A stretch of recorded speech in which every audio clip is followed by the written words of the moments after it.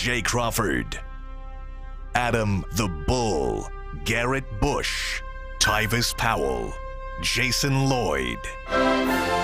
Plus, ba-da-da-da-da, you're loving him, Mikey McNuggets. And so many big names, it would take me hours to say all of their names. The ultimate Cleveland sports show starts now. Booyah! Hey, here we are on the Ultimate Cleveland Sports Show. Tyvis and Jason with me today, and we got a lot to get to on today's show, guys. Obviously, the Cavs lost last night. Talked about, the back-to-backs again. They had the back-to-back off the great Dallas win and lost, and then the back-to-back off the great Boston win. They lose. We'll get to that. A lot of talk about the Browns today, of course, with free agency starting on Monday unofficially and then officially on Wednesday. You want to talk about your parlay? No. You want to talk about it? Listen, y'all, I ain't gonna lie to y'all. Last night I think I'm done. No, you're not. No chance. I think I'm done, man. No, you're not. $100,000. There you go. Now, that's misleading a little bit. Yeah. All right, maybe not $100,000, Yeah. but it would have been a lot of money because I would have cashed out my ticket. But you were going against Darius Garland. I was going to get Darius turned the ball over all these games. Now all of a sudden he know how to protect the ball. It's unbelievable. He missed it by one turnover? No, I think he needed two more. He had one turnover. Because I was going to say, sometimes aren't there stat corrections after the game, Jason? Doesn't that happen sometimes? They took a triple-double away from LeBron. Oh, boy. One time. Pissed about that. The league actually called me and is like, hey. Could you tell them? I won.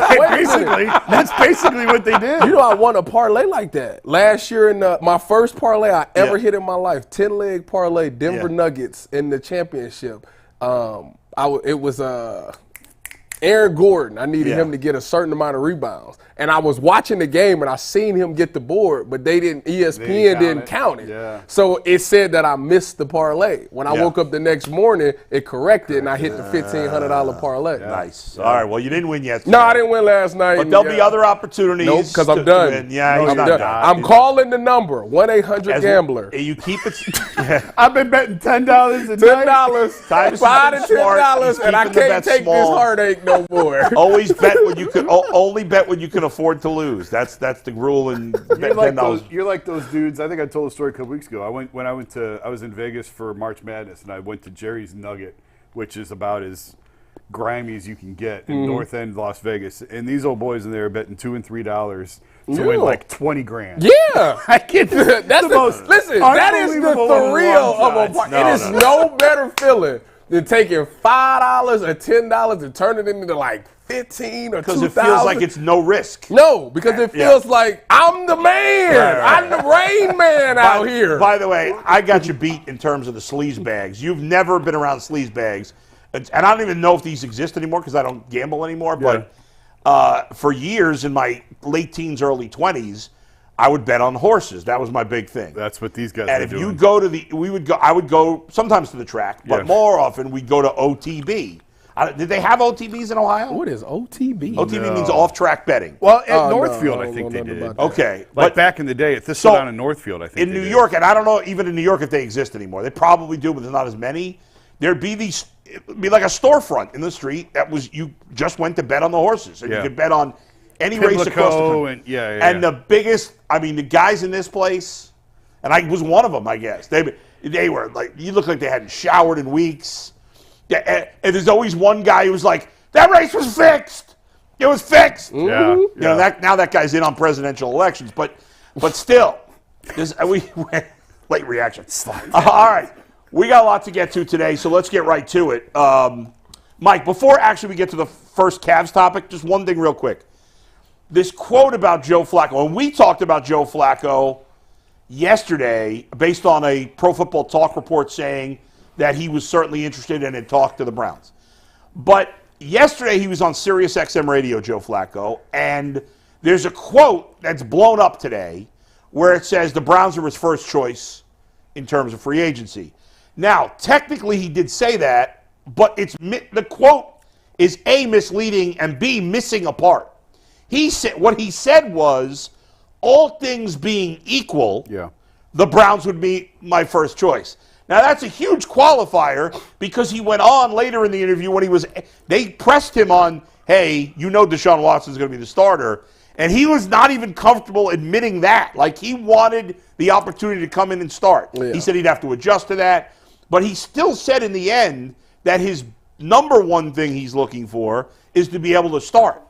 So, yes, if every team gave him an equal opportunity, the Browns would probably be his first choice. But that's not the case because there probably will be a team or two where he will at least have maybe a chance to start if they have a rookie quarterback or something like that. So I just wanted to clarify that because that quote's been going around and it's very misleading. This is what kind of intrepid reporter I am. Yes, please. So we're at the Combine last week, right? Yeah, last week. Mm-hmm. And Zach Jackson and I were walking to, I forget where we were walking somewhere.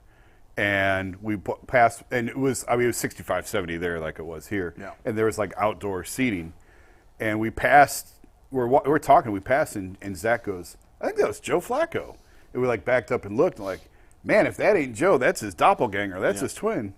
Well, all right, let's go on.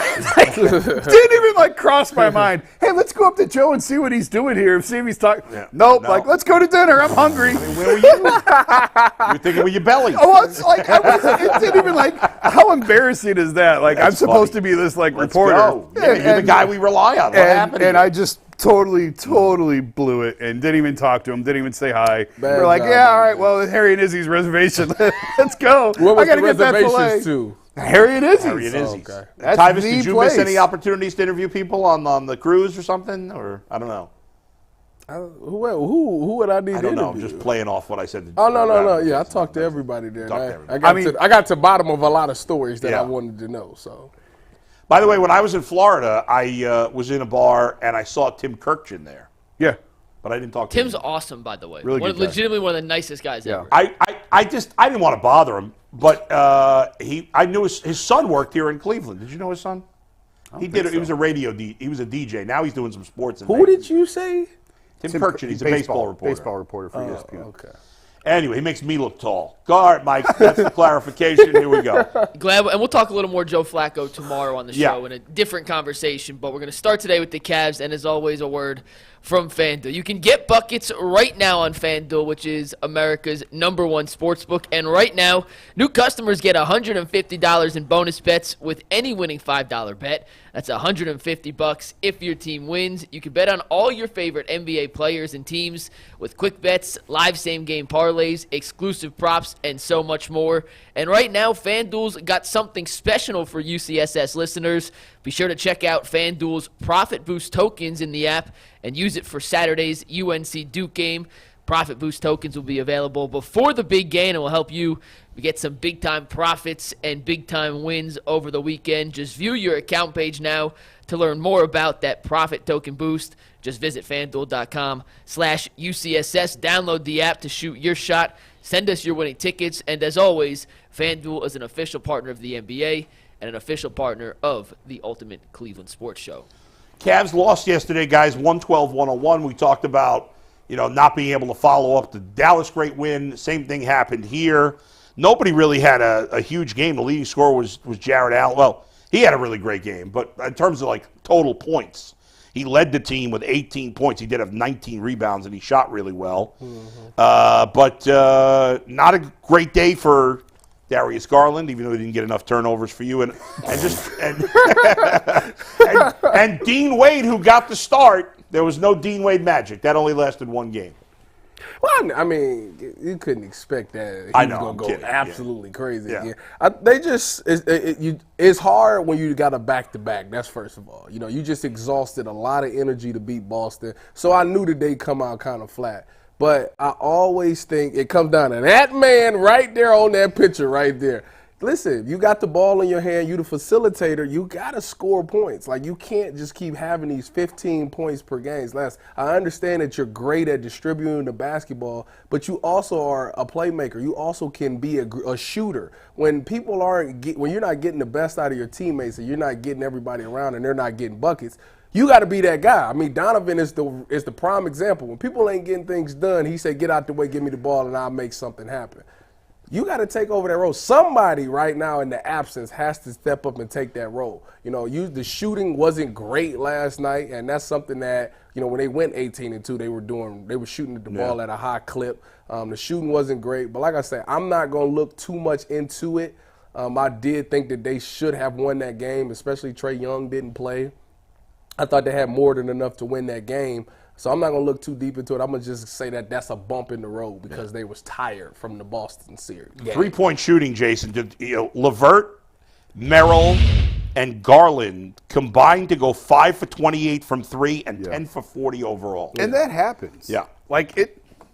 It's the NBA. Like, the guys will tell you it's a make or miss league. Like, they had a lot of good looks last night. They didn't go in. I mean, Sam Merrill. Yeah. When's the last time he went 0 for 9 ever in a game? Like, it happens The game sometimes. before But it was weird because he's in a little bit of a Mike made the point yesterday. I don't think he was You 0 for said 9, this was a big, huge game for them, Mike. You said that, so you got to comment on it now. You Yeah, I mean, also said I Atlanta's thought- defense stinks, and so is it?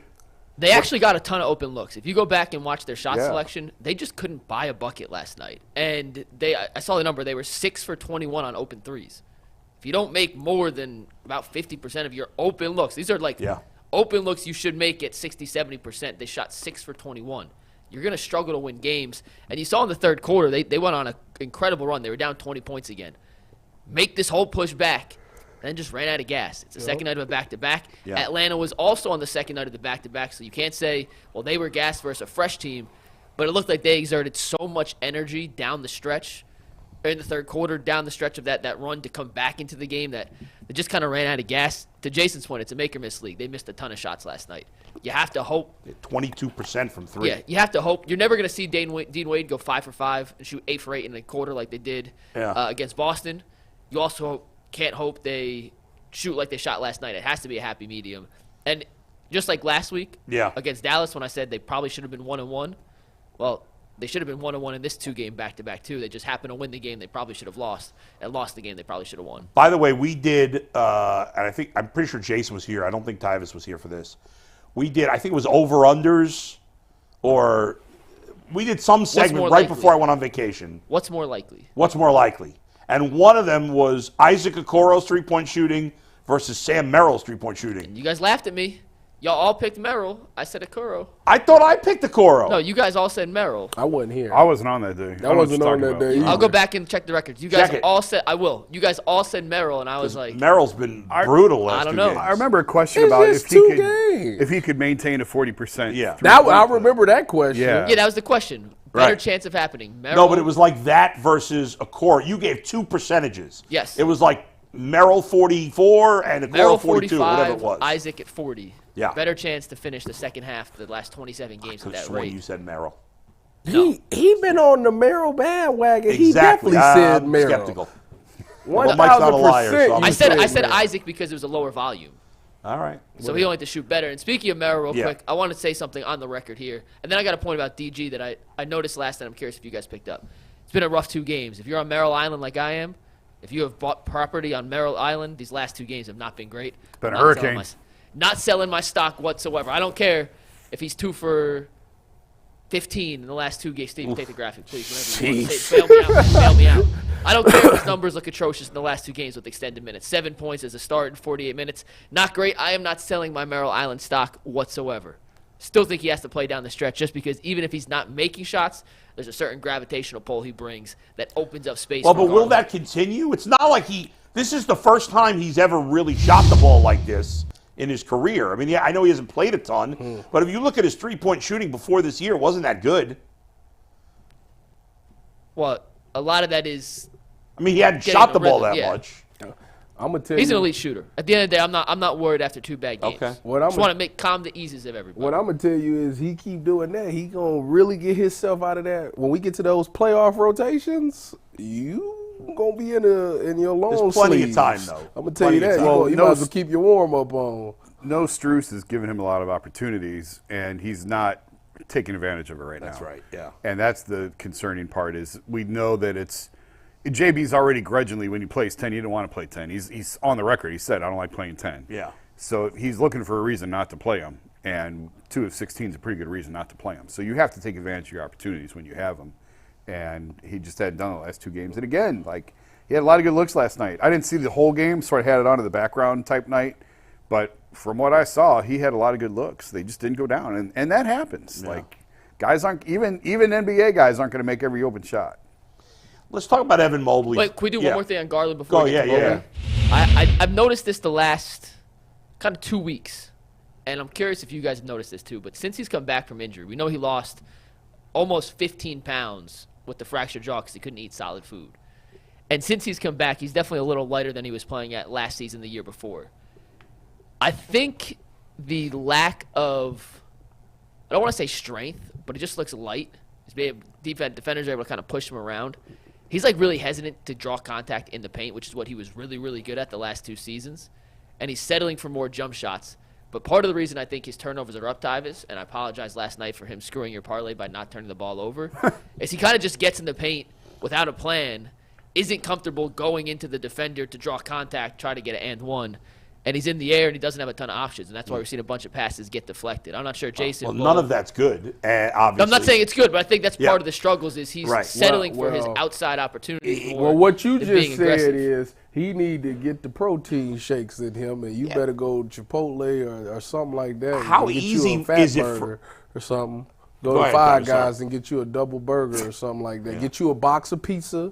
Eat the whole Well, there's box. good weight and bad weight. Yeah, but that's what I'm saying. What you mean? I watch my boy Ryan Shazier at Ohio State eat a box of He's a pizza linebacker. every day before practice. Tyvis, he's a linebacker. He's playing point guard. He got to put on weight. What? I know, but when you're running, playing basketball every day, it's not easy. Probably not easy to put on weight. You got to put it on somehow. Listen, What you I'm wanna- the authority here on putting on weight, so don't question me on that.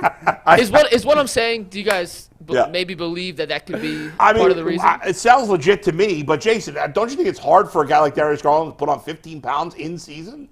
It's almost impossible. Yeah. Because Mike knows this, they lose weight as the season goes on because they're running literally multiple miles a day. Yeah. I used to watch Kyrie and Dion eat chicken fingers before every game when they were like 19 and 20 coming to the league. I'm like, oh my God, how do you guys? But I mean, 19 What you and 20. mean? What you Just burn it off like that. Yeah. That was the Man, pregame meal. They would order chicken fingers off the menu, Good and they days. bring them in. It's like, oh man. Like the chicken fingers from the concession Yeah, stand? Ugh. like they had a little menu that the players could order off of. Oh, wow. And they would, I mean, they weren't up at section 138 ordering chicken fingers, but there was like a little menu of stuff. And as guys get older, nutrition becomes a little bit more important to them. And when That's not when they true. start to figure things out. Not true. I know a guy who was 30 years old in the league playing at his best, going to McDonald's or Burger King Oh my after God. every game. Well, most of them don't do that. Most of them start to figure Get it out at wiser some with age. point. All right, let's talk about Mobley for a minute, Jason. What do you know about his status at this point? Not good. We said yesterday he's out for an extended amount of time, and like we had to sort of go over the wording on that a little bit. And I mean, the Cavs released that was the statement from them that he had an MRI and he'll be reevaluated in a week. We were kind of hearing yesterday, Joe, Shams, and I were hearing more like a month, but we settled nothing official. So we settled on extended period of time. He's not going to be back for a while. I think it could be a month is probably realistic. Yeah. But officially, what we're officially going with is an extended period. So of the time. playoffs start in about 6 weeks. Yeah, it's not good. I mean, at this point, let's say he comes back in a month. Yeah. What's his role? I mean, best guess. If he plays 5 games before the end of the regular season. Well, it's going to go back to what they were doing when he came back the first time, and you're going to Staggered. Yeah, you're going to Maybe stagger. that's better. It probably is better. is. You worry about if he misses multiple weeks, not even a month. If he misses 2 weeks, which is very realistic. What kind of shape is he in? Can he get his rhythm? All that sort of thing. But I think that I wrote after the Boston game, like, I think we have enough evidence now. Their best lineup is one big on the floor at a time. Now, the problem is, Mike and I were talking about this on the Cavs podcast last night. 2 of their best players on the team are Evan Mobley and Jared Allen, but they're at their best with only one of them on the floor. It's a problem. Like, it's hard to – Why does that have to be a problem? I don't understand. Because you want your best guys on the floor. But it should. Evan Mobley's a better basketball player than George Niang. But if the team is not better with Evan Well, Mobley, but then that's- you got to go with that. And that's what I'm saying. Like, it's you want your It's best tricky. guys on the I floor. think- You're I right. think his injury tells you it answers a problem that they was going to run into in the postseason. And I think you're right. You was looking for who do you count on to be the backup center or big man. Yeah. Well, if you stagger in the minutes, that right there helps you get the lead where you don't have to depend on who the heck is the backup center anyway. Well, I mean, Tristan, if he's Damian- healthy. Damian Jones. Damian Jones. Yeah, Well, look you at don't the have game, to Jared. depend on Look at Damian Jared Jones. Allen last night. He played like he was playing before Mobley came back last night. That's what I'm saying. So you 'Cause he's you the got to one on the continue floor. to stagger them. So you Yeah. at least have a good. But the difference between Allen and Mobley, I think, is that when Mobley's in, you can go 5 out. You got five guys who could potentially shoot. Now he got to shoot it at a more confidently. Yeah. But he still poses a little threat to a defender. Like, okay, he can shoot it a little But bit. I actually think G was right yesterday. And he didn't say the first part, but the second part, like Evan Mobley doesn't play with a ton of confidence. It seems like, whereas Jared Allen, he plays. You could argue. Well, he talked about the lights being bright. I'm about to get say, it. come on now. I You- get it. you But putting a most little of the extra time, on it. Jared Allen knows who he is. He knows what he's good at, and he knows what he's not good at. That's a fact. And with Mobley, he doesn't. I don't know that he knows or he's confident. He in knows. it. He knows that if I'm checking somebody, I can stop them. Or if I get beat, I know Jared's down Yeah. there. So I don't think it's a lack of confidence with Evan. I think Evan Mobley's confident. It's I don't know if it's body language, if it's demeanor. He's just very passive and laid back. That's just who he is. He doesn't say a lot. Like he's just kind of. So he comes off maybe as he's not confident in what he can do. Evan Mobley's had a great year. Like he's really had a really good year. Now he hasn't developed the 3-point shot that I and a lot of other it's people okay. wanted him to. It's okay. And it may never come, but he's had a really good year. I mean, we talked about it the other day. He gets you a quiet 20 and 12, 20 and 13. You look up and go, well, damn, I didn't see that. he blew my parlay. But here's the thing.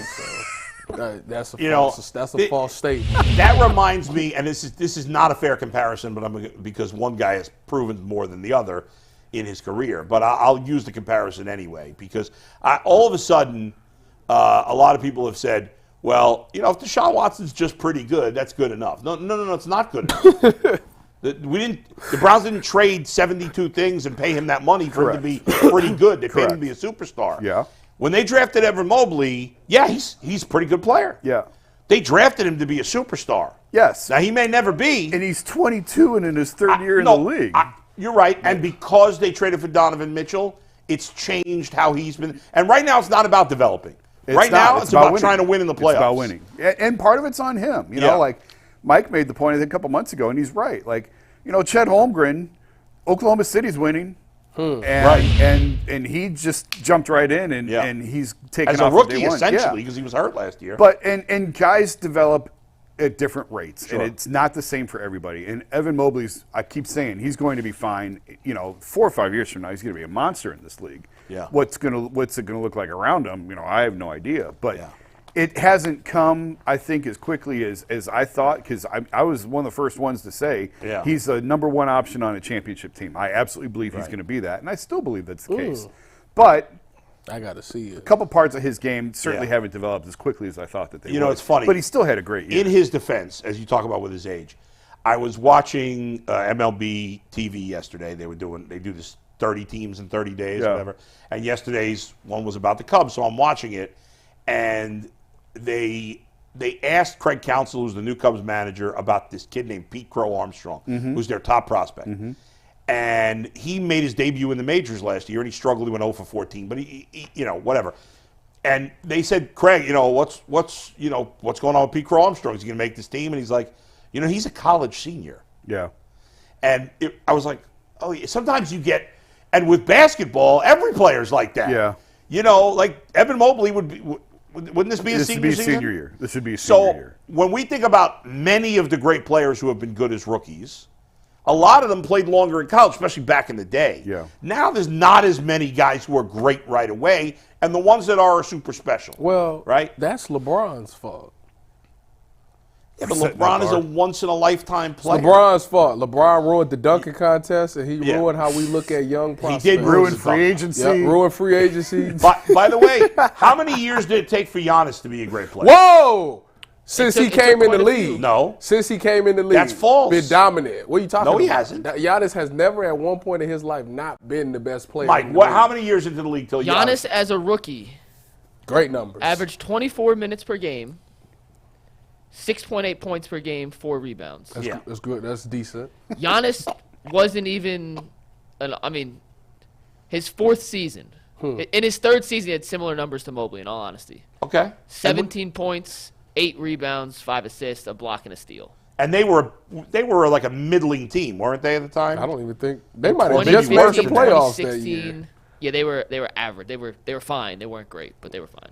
So The year after that, year 4, yeah. is when he jumped up into the MVP. He got MVP votes his 4th season, his 5th season, his 6th and 7th season is when he won the back-to-back MVP awards. But Has his it 4th taken- season is where he jumped from being a good player to being a great player. Can you guys think of so he took to year 4? Is there a like is next year the last chance for him to get to great or no? No, I don't. Are there some guys it takes 5, 6, even 7 years? I wouldn't say next year is his last chance. I wouldn't say To be that. great. I'm not when saying is- be when he is might just he- be listen, if he's just this the rest of his career, that's a good NBA He's gonna player. have a good career. When is he scheduled to get paid? Well, that's a whole different discussion. Yeah. Next year will be his 4th year, and they'll make the determination on his next contract. So yeah, next year he needs. I to will say this do to something. Bull's question. I just went and looked at a couple different players. Year 3 to year 4, if you don't make the jump then, we probably have a pretty good idea. Doesn't mean you can't get better. Yeah. But I like Jaylen Brown, for example. Jaylen Brown jumped from 13 to 22 points a game year 3 to 4. Giannis made a similar jump year 3 to year 4. Right. Stop You comparing can go him through. to I looked at a Giannis. couple other guys. What was Jokic? How long did it You take can't Jokic? compare Evan to a guy. Like that's like come on now. That's apples and oranges. It's Giannis. Yeah, let's talk about the best player in the NBA, Jokic. What is Jokic, he was his first All-Star game, his 4th season. There you go. He was, his numbers were good. As a rookie, he averaged 10 and 7. His 2nd season, 17 and 10. His 3rd season, he was 18, 10 and 6. His 4th season, 22, 11 and 9. Yeah, I mean, so there are a lot of players in recent history that it was year 4 that they put it all together. And maybe that will be for Evan next year. We'll see. But this year, it's his season's shot at this point. Pretty much. It feels it. Yeah. It's like, and again, Mike and I were talking about this on the podcast yesterday. Anytime I would talk to people around the league, it was always Evan with 4 shooters around him. Nobody ever talks about Jarrett. Yeah. So they may have to make a decision this offseason and how they're going to go about this and what they're going to do. And Well, and what happens with Donovan will be a what big happens factor with Donovan will in that be a as big well. factor in that as well. Yeah, but they could have. I mean, we'll see how this goes, how this postseason run goes. But they could have a lot of hard decisions to make this summer. All right, we'll get more on that obviously down the line. Time to switch gears, talk some Browns. We are going to talk some Browns. Earl's also going to talk a little Browns before bringing on a comedian on tonight's episode of the Ultimate 216 Show, which airs live at 5 o'clock. Catch Earl the Pearl talking Browns. Then he's talking parlays, Tyvis's favorite topic, with a local-based comedian named Lil Titty. I mean, What? That's not a joke. Little Titty. It's Earl and Lil Titty, the got the- collab you It's never spelled knew you tight. needed He got until the, tonight. But it's Earl Lil and Lil Titty. Titty at 'Cause 5 Titty is o'clock on better the than YouTube tight. channel. He the one that's got the band parlay list. That is. Yes. Evan Mobley and DeJounte Murray. They will never see my parlay ever again. Those two names, never, ever, for anything. I don't care if they're going against high school kids. They will never It's almost see time for my baseball parlay parlays. again. I give you some good baseball parlays. Yeah. That's Anyway, where, that's where go I'm ahead, at. Mike. So 5 o'clock, Earl and Lil Titties. Check him out on our YouTube page. You're welcome. Calling out Earl like that? No, it's legal. That's his name. It's true. Earl and Lil Titties at 5 o'clock. Yeah. Checking out Tune into Earl's the little YouTube titties. page. Yeah, that's what it sounded All like right. you said. In other news, unrelated to that, To Mary Earl's Kay little titties? Cabot, a friend of the show, Yeah. wrote a column yesterday. She's not reporting this. This is her opinion. She wrote Yeah. a column suggesting that the Cleveland Browns should trade for Los Angeles Chargers receiver Mike Williams. her column. You can find it on Cleveland.com. Williams is a potential cap cut casualty for the Chargers. If they cut him, it would save the team about $21 million this offseason. So he could potentially be a free agent. But if you were in Andrew Berry's shoes, would you be interested in potentially trading for Mike Williams as opposed to waiting for him to hit the free agency market? Tyvus, what say you? I would trade. I'd trade for him. What are you giving up? Oh, like a fifth or sixth at the best. At best, because he's coming off of an injury.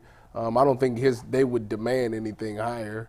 How old is he? 30? You 30 would years old. you actually doing them a favor by taking him off the books for him, and they're getting a pick for him. So I think you could definitely get away with a 6th-round pick. Listen, if the guy comes back and he's healthy, he's a really good player. He's a great playmaker, big body receiver. He's got the natural chemistry with Deshaun Watson. I mean, when we played them 2 years ago, him and Denzel going at it, he got over on Denzel, so he makes plays. He just gets hurt a lot. That's the only thing. I think he instantly makes this receiver room better. You won't have to worry about having to get into a fight with anybody else on trying to get him. It essentially, I think it'll pay about the same way the Amari Cooper thing went out. But if you want to wait for free agency and you think that Deshaun got a really good relationship with him and you can swing him that way, that's cool as well. But if you want to guarantee something, I wouldn't mind trading for him. Jason? Always hurt. That's the only problem. You know what? That's a big problem, though. That's When like you the look problem. at it, he hasn't missed as much time as you think. I don't know. I had was my surprised fantasy by team that. a couple of times. Yeah. and it He felt was like on my missed two, fantasy like this full year. seasons. he was questionable like every lot. week with That's it. something. And He that's- played with a lot of But injuries. when he played, Oh, yeah, I know. oh, Yeah. man. I think I would be okay with it. It feels a lot like the Amari Cooper move all over again, which obviously worked out really well for the Browns. It's probably Andrew Berry's best trade since he's gotten here. And I don't like risking it in free agency because I know he's had a relationship with Deshaun and whatever else. And That money talks. sensitive Cleveland people, plug your ears on this one, but this is still not a free agent destination. And it's been better in recent past. They've had a little bit more success getting guys.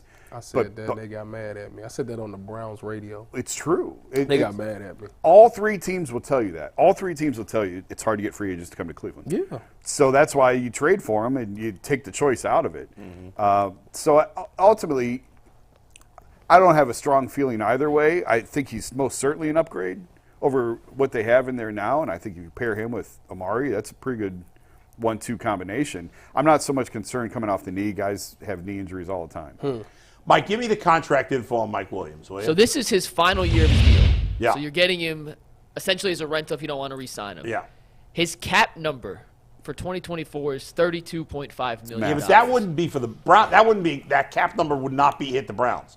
Because But the they'd still cap pay number his- is an average, right, of at the years of the contract. Well, it depends on if he'd been restructured, if they Right. push money. So I don't think Oh, the Browns, if they trade for him, have to get a 32. There's nobody would trade for him if that was the cap. Here's what I know. Yeah.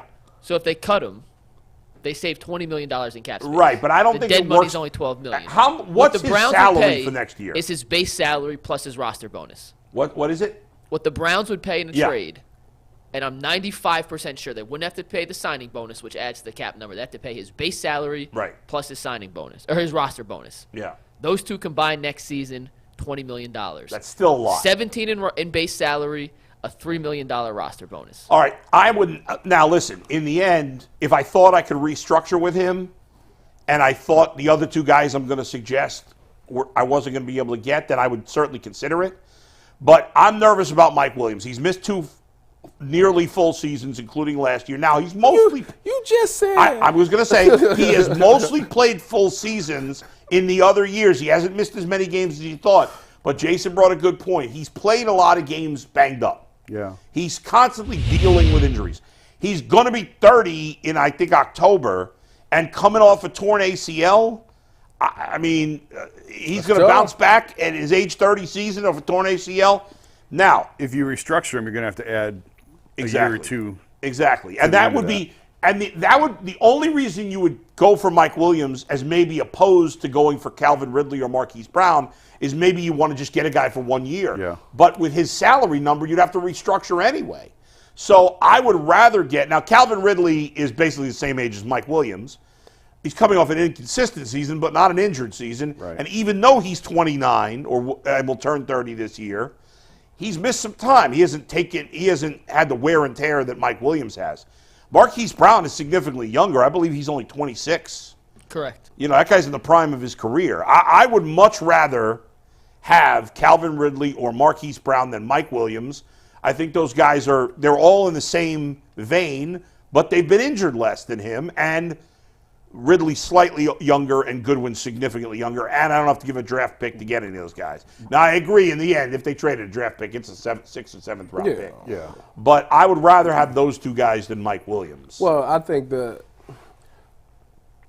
are you going to get those guys? I don't. That's the thing. And like if it's Mike Williams or stick with what you got, yeah, give me Mike Williams. I think to Jason's point it's just not a big destination. Now, don't get me wrong, it's way better because when I said it like 2 years ago on the Browns radio, and people was calling in. What do you mean that is not a? I said, come on now, listen. I'd have been around the league. Man, I used to joke with people and say, would you go play for the Cleveland Browns? And they told me straight up, I fake an injury just so the trade would get vetoed to not play for the Cleveland Browns. That was real talk. Yeah. But it's not like that now. I mean, the Browns obviously have done a really good job of getting new coaches there. You see the locker room, it's a lot of energy. And I think when you on the outside looking in, you get that taste like it's Cleveland. What's Cleveland? But when you get in that building, you get around them people, you'll be like, man, this is actually y'all got a really good thing going on. And I know that because that's what the players say all the time. Yep. Now, was that enough to get some of these people? Well, I mean, a paycheck also helps. I mean, you got keeping it real. You got to pay just a tad bit extra fee just to get some of these guys' services in here because you think about it as a receiver. Amari Cooper's the guy. David Njoku just had a really good season. Our quarterback is coming off of a shoulder injury. We got a new offensive coordinator, so the offense might be a little wacky at the beginning of the year. Like, do I want to withstand all of that? So that's why, to me, the trade option is better because you got the guy and he has no choice but to be here anyways, unless he fakes an injury, which I'm hoping he's not going to do. I think Mike Williams is better than the two guys you mentioned, Calvin Ridley and Marquise Brown. Talent-wise, I think Mike Williams is significantly better than Mike Williams. You throw that ball up, Mike Williams a dunk. When he's healthy, he'll go get it. Yeah. But that's the thing. I don't know. I don't know what he's going to be. I mean, listen, if you want to put him ahead of those two guys, maybe. I don't think it's a significant difference in talent. I mean, Calvin Ridley was a first-round pick. So was Marquise Brown, right? They both were. Yeah. And that doesn't always mean anything. But I think the difference. All three were, honestly. To me, speed, Marquise, Hollywood Brown. If you want route running, Calvin Ridley. If you want a guy that throw the ball up and make plays, Mike Williams. So it's like all about what you're looking for. The speed thing you don't really have. Marquise Brown probably makes the most sense if you look at age and his type of game. And you know how the Browns love to be young. And he's played in the division. Yeah. And if you look at what Deshaun Watson wants, which is just go out there and ball, it's Mike Williams. Listen, at the end of the day, worst case scenario, sticky situation, I could throw up a ball, throw up a fade ball. That man, Mike, I don't watch him do it so many times where he just jump over people and just make a play. Now, I don't know what he's going to be when he gets off his injury. I would imagine that's something that you don't necessarily lose. Like I think you off an ACL at 30. I think that's just who he is. You know. All right. Well, I think in the end, real quick, how many legitimately good seasons do you think Mike Williams has on his resume? I think two. Legitimately good. What are you saying? Like 1,000 yards? I mean, a season where you look at the end of the day and says that was what or more than we expected from Mike Williams. Oh, 1 or 2. I think he's probably had 4 good seasons, 2 that exceeded expectations. Here's his year-by-year numbers. So we'll take out his rookie year, didn't play a lot. In 2018, his sophomore season, 43 catches, 664 yards, 10 touchdowns. Essentially a rookie season. season. Touchdowns had a great 10 touchdowns, great season. Right. The rest, not so great. The next year, played 15 games, 49 catches, 1,001 yards. He led the NFL with 20.4 yards per reception, but only had 2 touchdowns. That, to me, is not a good – that's just an okay year. He made big plays. 1,000 yards. 2 touchdowns. I mean, what year was that? What is this offense missing? That's what you got to look back. Look at the offense. I think the speed is what they're missing the most. So you think if they just get the speed, that'll change everything? I mean, don't get me wrong, Deshaun. I mean, Andrew Berry tried to go out and sign Goodwin last year for that exact reason. So Andrew Berry's and he drafted Anthony Schwartz. Trying to block it out. Go ahead, and then the next season after that, 48 catches, 752 yards, 5 touchdowns, average, nothing great. Yeah. The next year was his best season, 1,146 yards, 9 touchdowns. He was great. But he's 76 receptions, 129 targets, played 16 of 17 games. But that's a little bit out of context because, for one, he's the number 2 over there. Keenan Allen's number 1. Right, but he was with a team that had a big-time offense and a big-time quarterback. Justin Herbert? Justin Herbert only been there, what, 2? How many years? Been there how many years? 3 years. Herbert been in the league? 3 years. 3 or 4, yeah. And what was his numbers with Justin? His first year was really good. That was his best season. With Justin 146 Herbert? yards. Yeah. 2021. The next year after that, his second season with Herbert, 63 catches, 895 yards, 4 touchdowns. And then this most recent season, he got hurt in week 3. Finished the year with just 19 catches, 249 yards, and 1 All touchdown. 3 of the guys we're talking about are upgrades significantly, in my opinion, over Elijah Moore. So I'm fine with any of them. I'm just most nervous about Mike Williams. I don't care about trading for him, like giving up the pick. That doesn't matter. And if that's ultimately what they need to do, then do it. And some guys, going in, like Denzel Ward, going in, he's going to miss 3 or 4 games. That's right. Hey, chill out. Watch your mouth. It's true. No, it's I not. kind of want. No, it's not. Denzel going 17 games this year. Book it. Has he ever played in every game? He will this year. I'm asking. 17. I don't think he has. 17 I don't think games he's ever this played season. every game. Marquise this Brown, to be fair, has missed 8 games the last 2 years total. Jason, he has not ever played 100% of games. Yeah. No, I don't think He's so. come close. He played 15 in 2021. Hey, But the frustrating part. Hey. The frustrating part with Mike seems to be like it's a question almost every week. It feels like Wednesday, Thursday, Yes. is he going to play? And that's hard. That's hard to build a game plan when It is. Wednesday, Thursday, you don't know if he's Right. going to be available or not. Right. So that is That frustrating. happened a lot Yeah. in 2022, and then he missed all or almost all of last year. All right, Mike, what do we got next? We're going to move on here, guys. And before we do that, if you are watching the Ultimate Cleveland Sports Show, we appreciate you guys. From the bottom of our hearts, we really do. Hit the like button. Hit the subscribe button, as always. Do us a favor. It helps us out a lot on the back end of YouTube just by hitting a simple like and a simple subscribe. It is completely free, and it does us a big work on the back end. And also, if you want to listen to us via podcast, you can always find that on Spotify, Apple Podcasts, wherever you listen to your podcasts. All right, next up. Mina Kimes tweeted out the other day Yeah. that she was looking through the NFL, Mina Kimes, who works for ESPN, and she identified defensive back. Anthony, if you want to give me the Mina Kimes tweet, whenever you get a chance, please, sir. Slacker. Mina Kimes identified defensive back / cornerback as the primary need for 20 of the 32 NFL teams. Cornerback specifically. Cornerbacks. Yeah. Now, this is just Mina Kimes' opinion. It's not the end-all, be-all. But we've talked on numerous occasions here about Greg Newsome potentially being a trade possibility for the Cleveland Browns. Knowing what Newsome brings to the table as a player, knowing the needs across the league at that specific position, do you think we may be undervaluing Greg Newsome's trade value if the Browns were to explore that option at some point this offseason? But let's start with you. I don't think so. I mean, I think he is what he is. He's an okay player. He's best as a third corner. I think, but all it takes is one team to think he's better than that. But the thing with trading for Greg Newsome is, well, you're already thinking about a new contract, right? Like if you trade for him after this year, if you're trading for him, if you're giving up anything of significance, you have to trade for him with the thought that you're going to extend him, right? Because Yes. Probably. right? Yeah. So nobody's giving up. Because if we're talking about combining him with the second-round pick to move up in the second round, well, nobody's going to do that if they don't think Greg Newsome is a guy that's part of their long-term plans. They're not doing that for one season. That doesn't make any sense. So do any teams look at Greg Newsome and say, I got to trade for that guy, and I got to drop 20 picks in the second round because he's my cornerback of the future?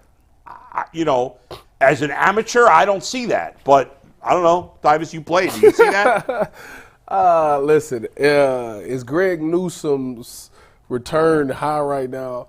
If Mina Kimes' report is correct, then yes, because I always tell you that an important thing is to have a corner. You need a lockdown corner. But is he a lockdown corner? Greg Newsome, let me tell you what makes Greg Newsome different than a lot of corners. Okay. Difference between Greg Newsome and a lot of corners is Greg Newsome is a corner that you could tell, hey, go check that guy wherever he goes. He has the ability to play inside and outside. Not a lot of corners can play inside in the slot. So he does have that. He has made some plays while playing that nickel position as well.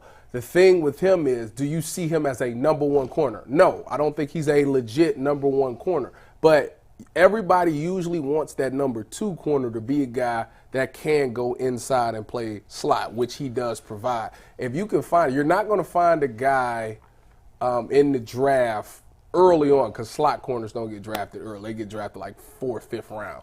So if you're looking for a guy who can be a solid number two that can also have a lot of production on the inside and you value him, then yeah, his trade value is really good right now. But I do believe that a lot of teams won't look at him there because I don't know if you want to pay him. That's the thing. Like, right. It comes to the payment.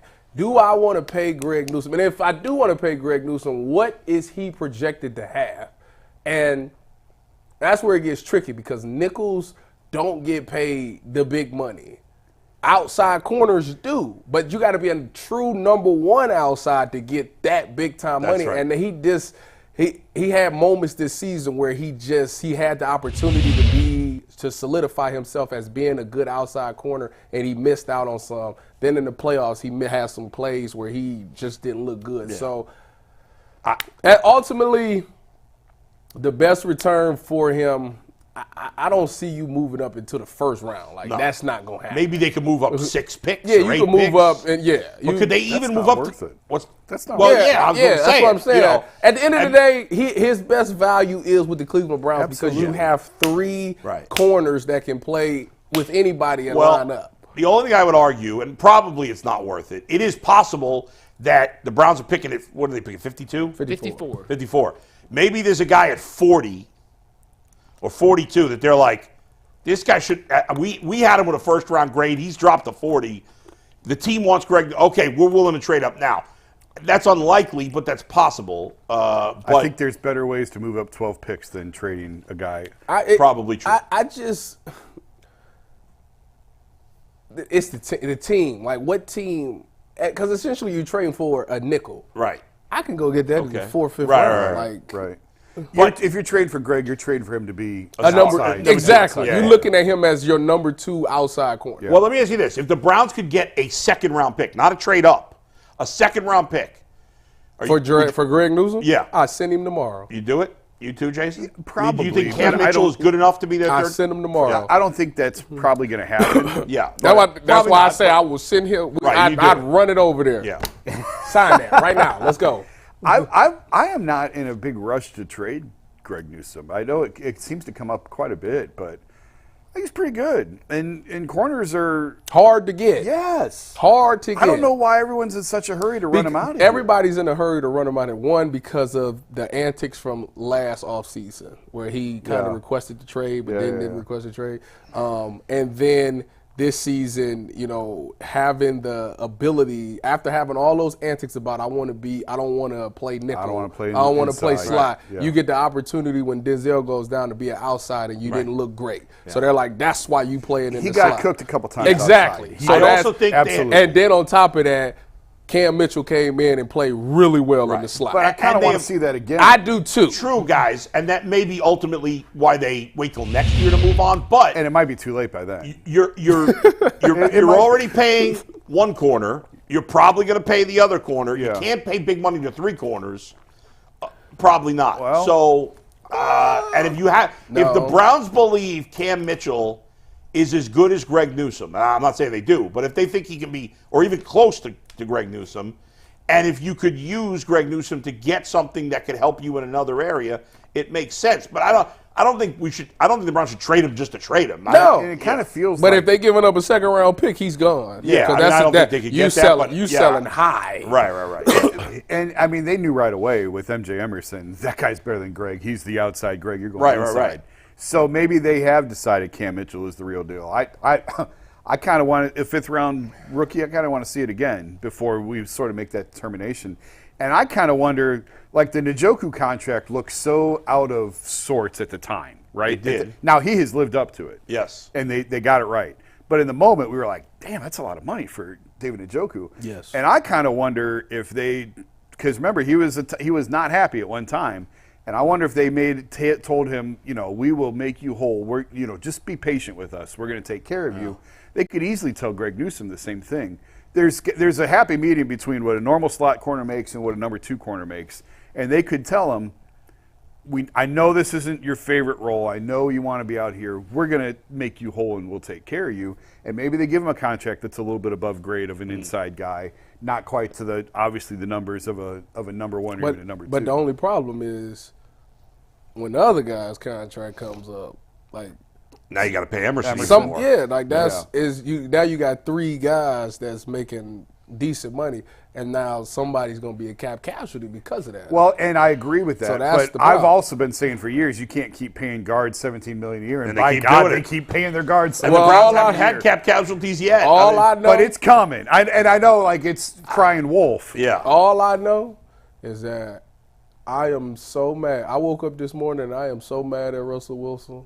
He got my boy Justin Simmons cut, man. That's messed up, man. How's that Russell? Because he getting paid $85 million and they can't afford to pay Justin Simmons their his fault. contract. Nah, It's man. not Russell Wilson's fault. It is Russell Wilson's You wouldn't have fault. taken that money? Yes. Listen, well, Russell Wilson, what you did was genius, okay? Yeah. You said, listen, I don't know if this going to work or not, but I ain't stepping foot on that field till I sign my deal. And they said, you know what? Let's sign you this extension before you ever take a snap for the Denver Broncos. You are the best businessman I've ever seen. I salute you, my brother. You are rich for life for what you did. But you and Von Miller, because Von Miller got my boy Trey White cut with the Bills because of his contract. Man, it's messed up. Happy Holmes Yeah, is two good getting free rolling. agents, Simmons and White, on the market right The now. free agent Which safety waters market. down the Greg Newsome thing too. Trey White, That's true. Xavier Howard.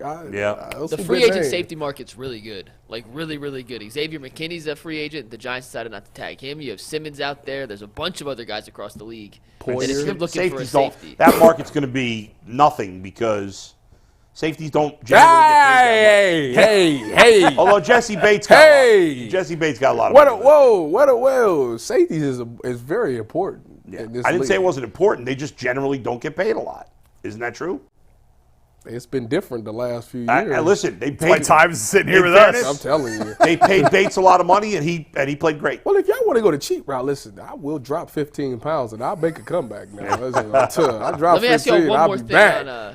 on Newsome real quick, Yeah. and then we'll move on. But theoretically speaking, Newsome and 54, if the Browns were to package those together, I know you touched on it a little bit.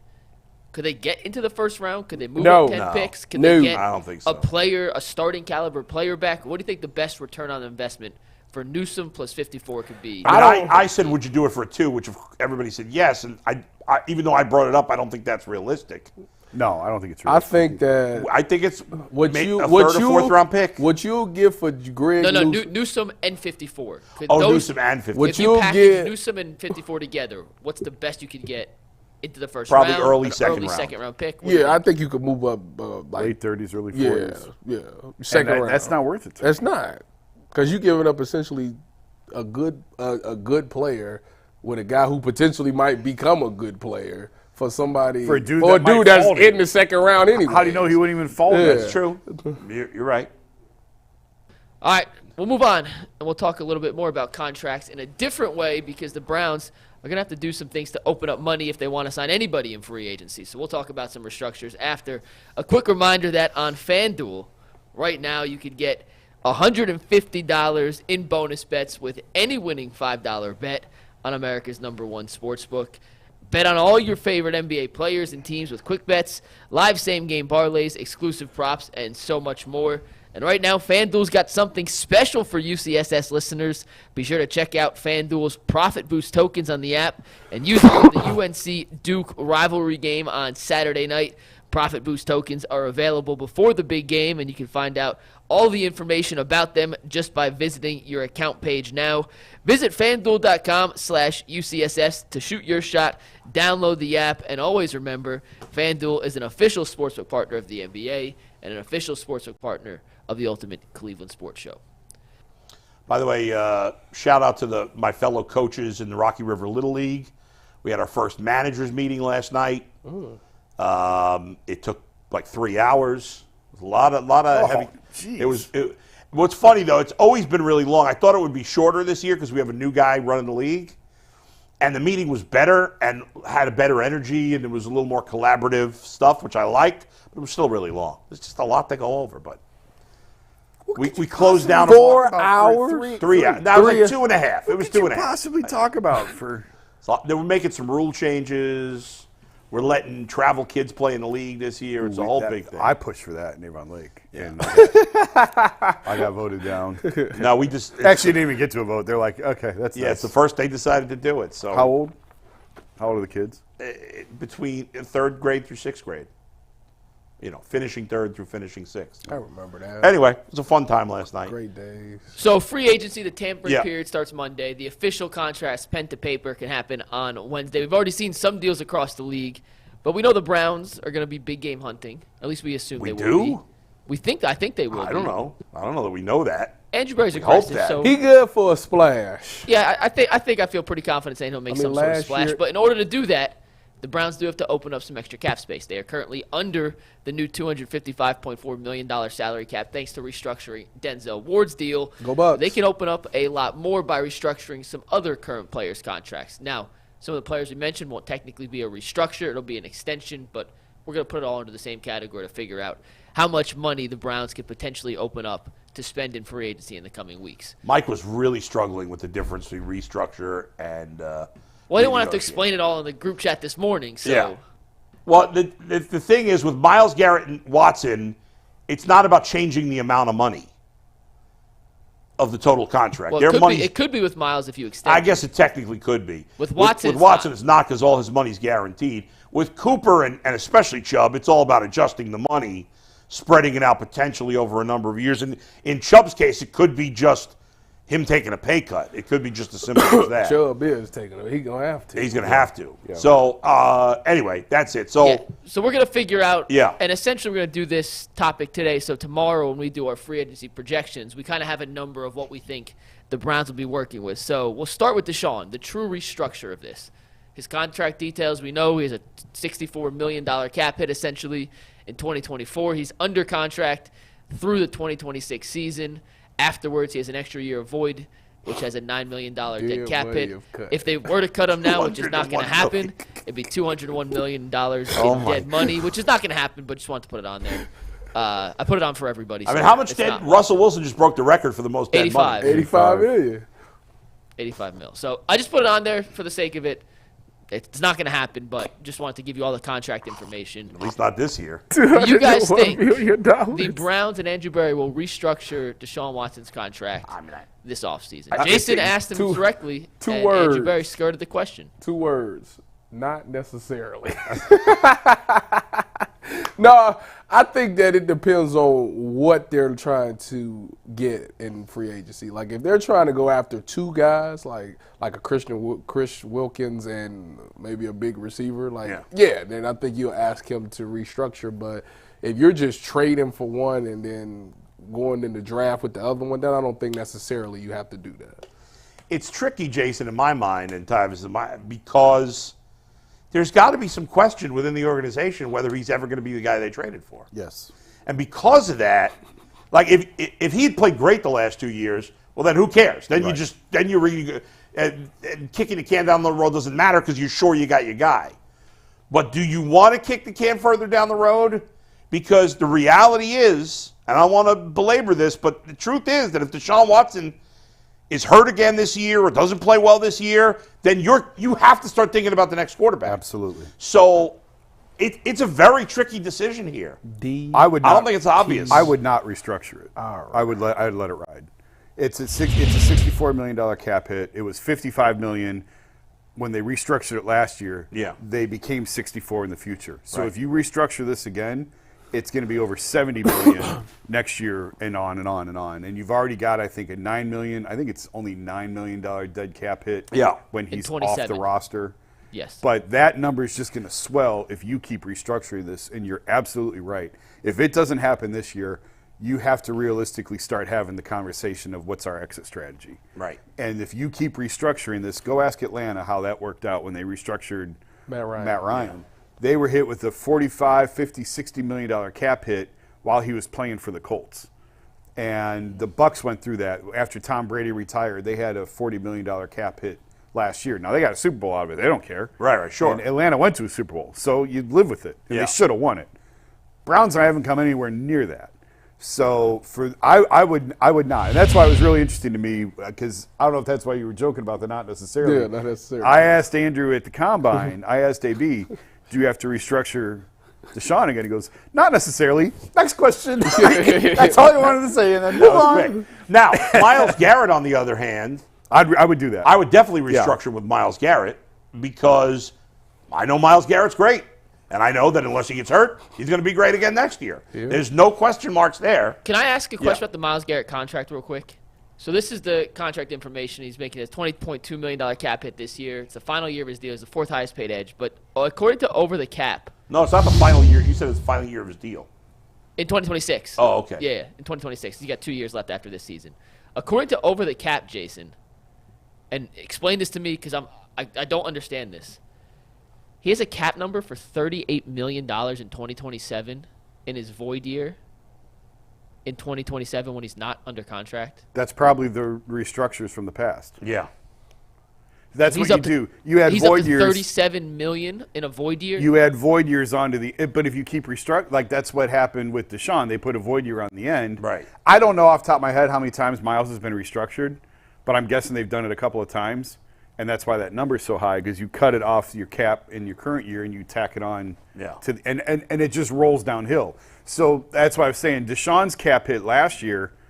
Deshaun's cap hit was supposed to be $55 million for this year, but because they restructured it last year, they were all supposed to be 55. Right. Because they restructured it last year, it's 64 this year, 64 next year, 64 the following year, and then the $9 million that and then that year. $9 million. Yeah. So now if you restructure, we'll use Deshaun as an example. If you restructure Deshaun again, and let's say $9 million is the number now.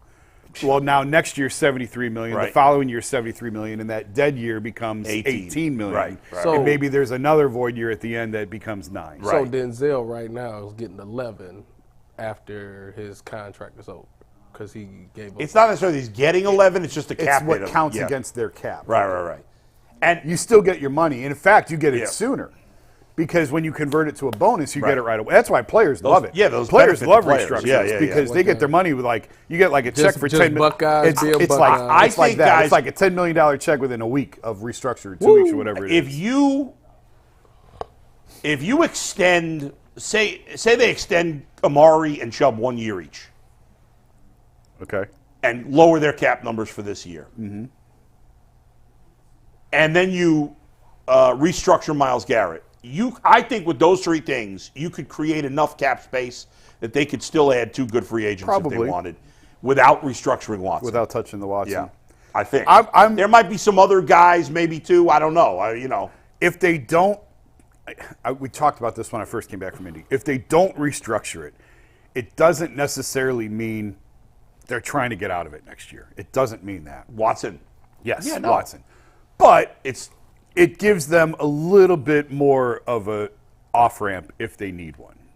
Fair? Does that a little sense? Bit more, yes. It doesn't necessarily mean that they want out. No, but you be smart. You be dumb not to have a play to think. You got to think both ways. If he doesn't work out, we still need an exit strategy. Yeah. And that's what they do. And I think by year 3, like if this year, for whatever reason, whether he doesn't play well, he gets hurt again, whatever the reason is, it doesn't matter.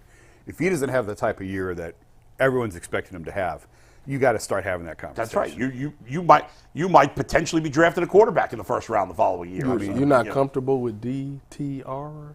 Not really. I actually really liked what I do too. I was so disappointed that he got the concussion when he did, because it felt like he was starting to get it rolling. I just think it was funny that he was throwing the ball that hard and they was dropping the ball like that. That's hilarious. I'm not saying he's a franchise quarterback by any means, but they were drafting him for a specific need to be a backup quarterback, and I thought he was showing growth to where he could hold that role admirably. Yeah. But I get trying to bring in a veteran because he didn't show enough, and he didn't show enough. But I feel like he was on the verge, and maybe not. Maybe I'm way off. They're gonna draft Mike, Joe what are the cap? Joe What are, Milton in the what are the fifth cap? round. The projected cap numbers as of now for Chubb, Cooper, and Myles Garrett? For 2024. Yes. So Nick Chubb has a $15.8 million cap hit in 2024. That's not happening. Amari Cooper in 2024, his cap hit is $23.776 million. Yeah, and they already have $7.5 million in dead cap the year after. Okay. For Cooper, yes. And then Myles is like 20.2. I'll confirm for you in 1 sec, but I believe it's 20.2. Okay, so that's between the three of them, it's about $60 million. It's more than enough. There's about $60 million worth of cap hit. It is with those three 20.2, guys. correct. 20.2 for Myles. Right. If you just cut half of the cap hit and pushed it for those three guys, now there's you're risk- $30 million under the cap. Now there's risk involved with extending Amari and Nick another year too. Absolutely. So, There but is. but there's probably less risk. It's about risk management, right? Right. There's less risk, even if Amari and Nick don't work out. That's still a less of a punitive hit on you, Right. than restructuring Deshaun Right, and trying to get out of that down the Because road. it's less money and less years. Yeah, yeah. That you're dealing with the fallout for if it doesn't work out. And, you know, Amari Cooper at this point, and even Nick Chubb, to me, even coming off the injury, are safer bets than Watson. Amari Cooper's going to retire Cleveland Brown. He's the first Brown to go back-to-back 1,000-yard seasons. First barrel wide receiver. Wide receiver. Ozzie Newsome Excuse me. had 1,001 and Thank 1,002. Thank you for correcting me. He's gonna retire Cleveland. And Nick Chubb, if Nick Chubb is seen in another jersey, it's gonna be an uproar. Let me tell you something. I hope he does. I hope he retires. Here's why he you spends know his it's whole going to career happen. here. Nick Chubb is a very smart guy. He knows what the running back market is. There's like 10 good backs out there, and he's coming off a serious injury. Nobody's paying him a ton of money in free agency. As much as we love Nick Chubb, Jason, there is nobody paying him significant money. Totally in free agency. agree, and that's So why he's I gonna- wonder. I wonder how cutthroat the Browns are going to get on their offer, because you still want to maintain that relationship. Sure. And you don't want hard feelings on the other side of it. So Business is business. it's exactly right. So what do you cut the base to that you feel is an advantage for you, that you're comfortable with, that still doesn't piss him off? $7 million. I was thinking 6. I was thinking 6 also. yeah. But I would think Well, I don't would wanna- give him I don't the wanna opportunity. piss him off, so I'm gonna give him an extra. Give an extra million. But wouldn't you? I mean, in this market, $6 million guaranteed. Nobody's paying him $6 million Nobody's guaranteed. paying. No other team is paying him Would that. you? What's his? Because I always mix this up, because we talk about the 16, but he's actually getting 12, right? Isn't his contract for 12 for this What year? he's actually getting paid, his base salary this season's $11.775 million. So if you are Nick Chubb, And they came to me and said 7. and they came to you and said, you know what you've done for this team, you know what your body's been through, you know how you feel, you're supposed to make 12, they come to you and say, we're going to cut that in half, or maybe we'll give you an extra $1 million. Would that be an offer that would Can I get what's the and incentives to get it all back? Oh, out there, yeah. Would you feel that that's fair as a former player of the NFL? Would you understand that and feel that's fair, or would that piss you off and feel like they're taking advantage I'd of you? still be pissed off. I'm sure you would. Because it's like y'all know how hard it is in this business, especially for the running back position. Piss him off enough that you think he'd want to leave, even without getting any more money? I mean, yeah, because of everything I did for this franchise. Yeah. Like, come on, man. Can I get 8? I know, like, can I get 8 or 9? Like, If it was another player, they wouldn't even give him the chance. They'd just cut him. If Nick Chubb wasn't Nick Chubb, they would cut him. That's probably That's true. probably true. Yeah. That's probably true. And maybe But because it is Nick, maybe they do go to 8. that's what I'm like, can I, like, because at the end of the day, Nick Chubb ain't crazy to think, like, all right, somebody else going to give me 8. Like, no, that's not the case. No. So if the Browns is willing to give me 8, yeah, I'll take that. Yeah, have you seen the list of the free agent running backs? No. No. Mike, could you have that list from yesterday? And do we have the list of running Is backs it from yesterday? good? Can you pull it up? Yeah, Is there's a Joe bunch of Mixon guys. going to I be mean, with the Saquon's on Cincinnati Bengals? So it's Saquon. Okay, Derrick this doesn't Henry. include Mixon, who probably will get cut. You never know with the Bengals. And it doesn't include Zach Moss, who had a really good I season know for Josh Indianapolis. Jacobs on that list. Look at this. Pollard, Henry, Barkley, Swift, Jacobs, Eckler. Jeez. These guys are getting – Barkley might get paid a decent amount, maybe. That's it. These guys – running backs don't get paid, period. Because I'm going to be honest with you. I'm going to say, Nick, we're going to give you 7. If you don't want to take the 7, I'll go take Derrick Henry. He can do the same thing. I just need a short yardage back. By the way, if the Browns – we talked about this yesterday, me, Mike, and Gene.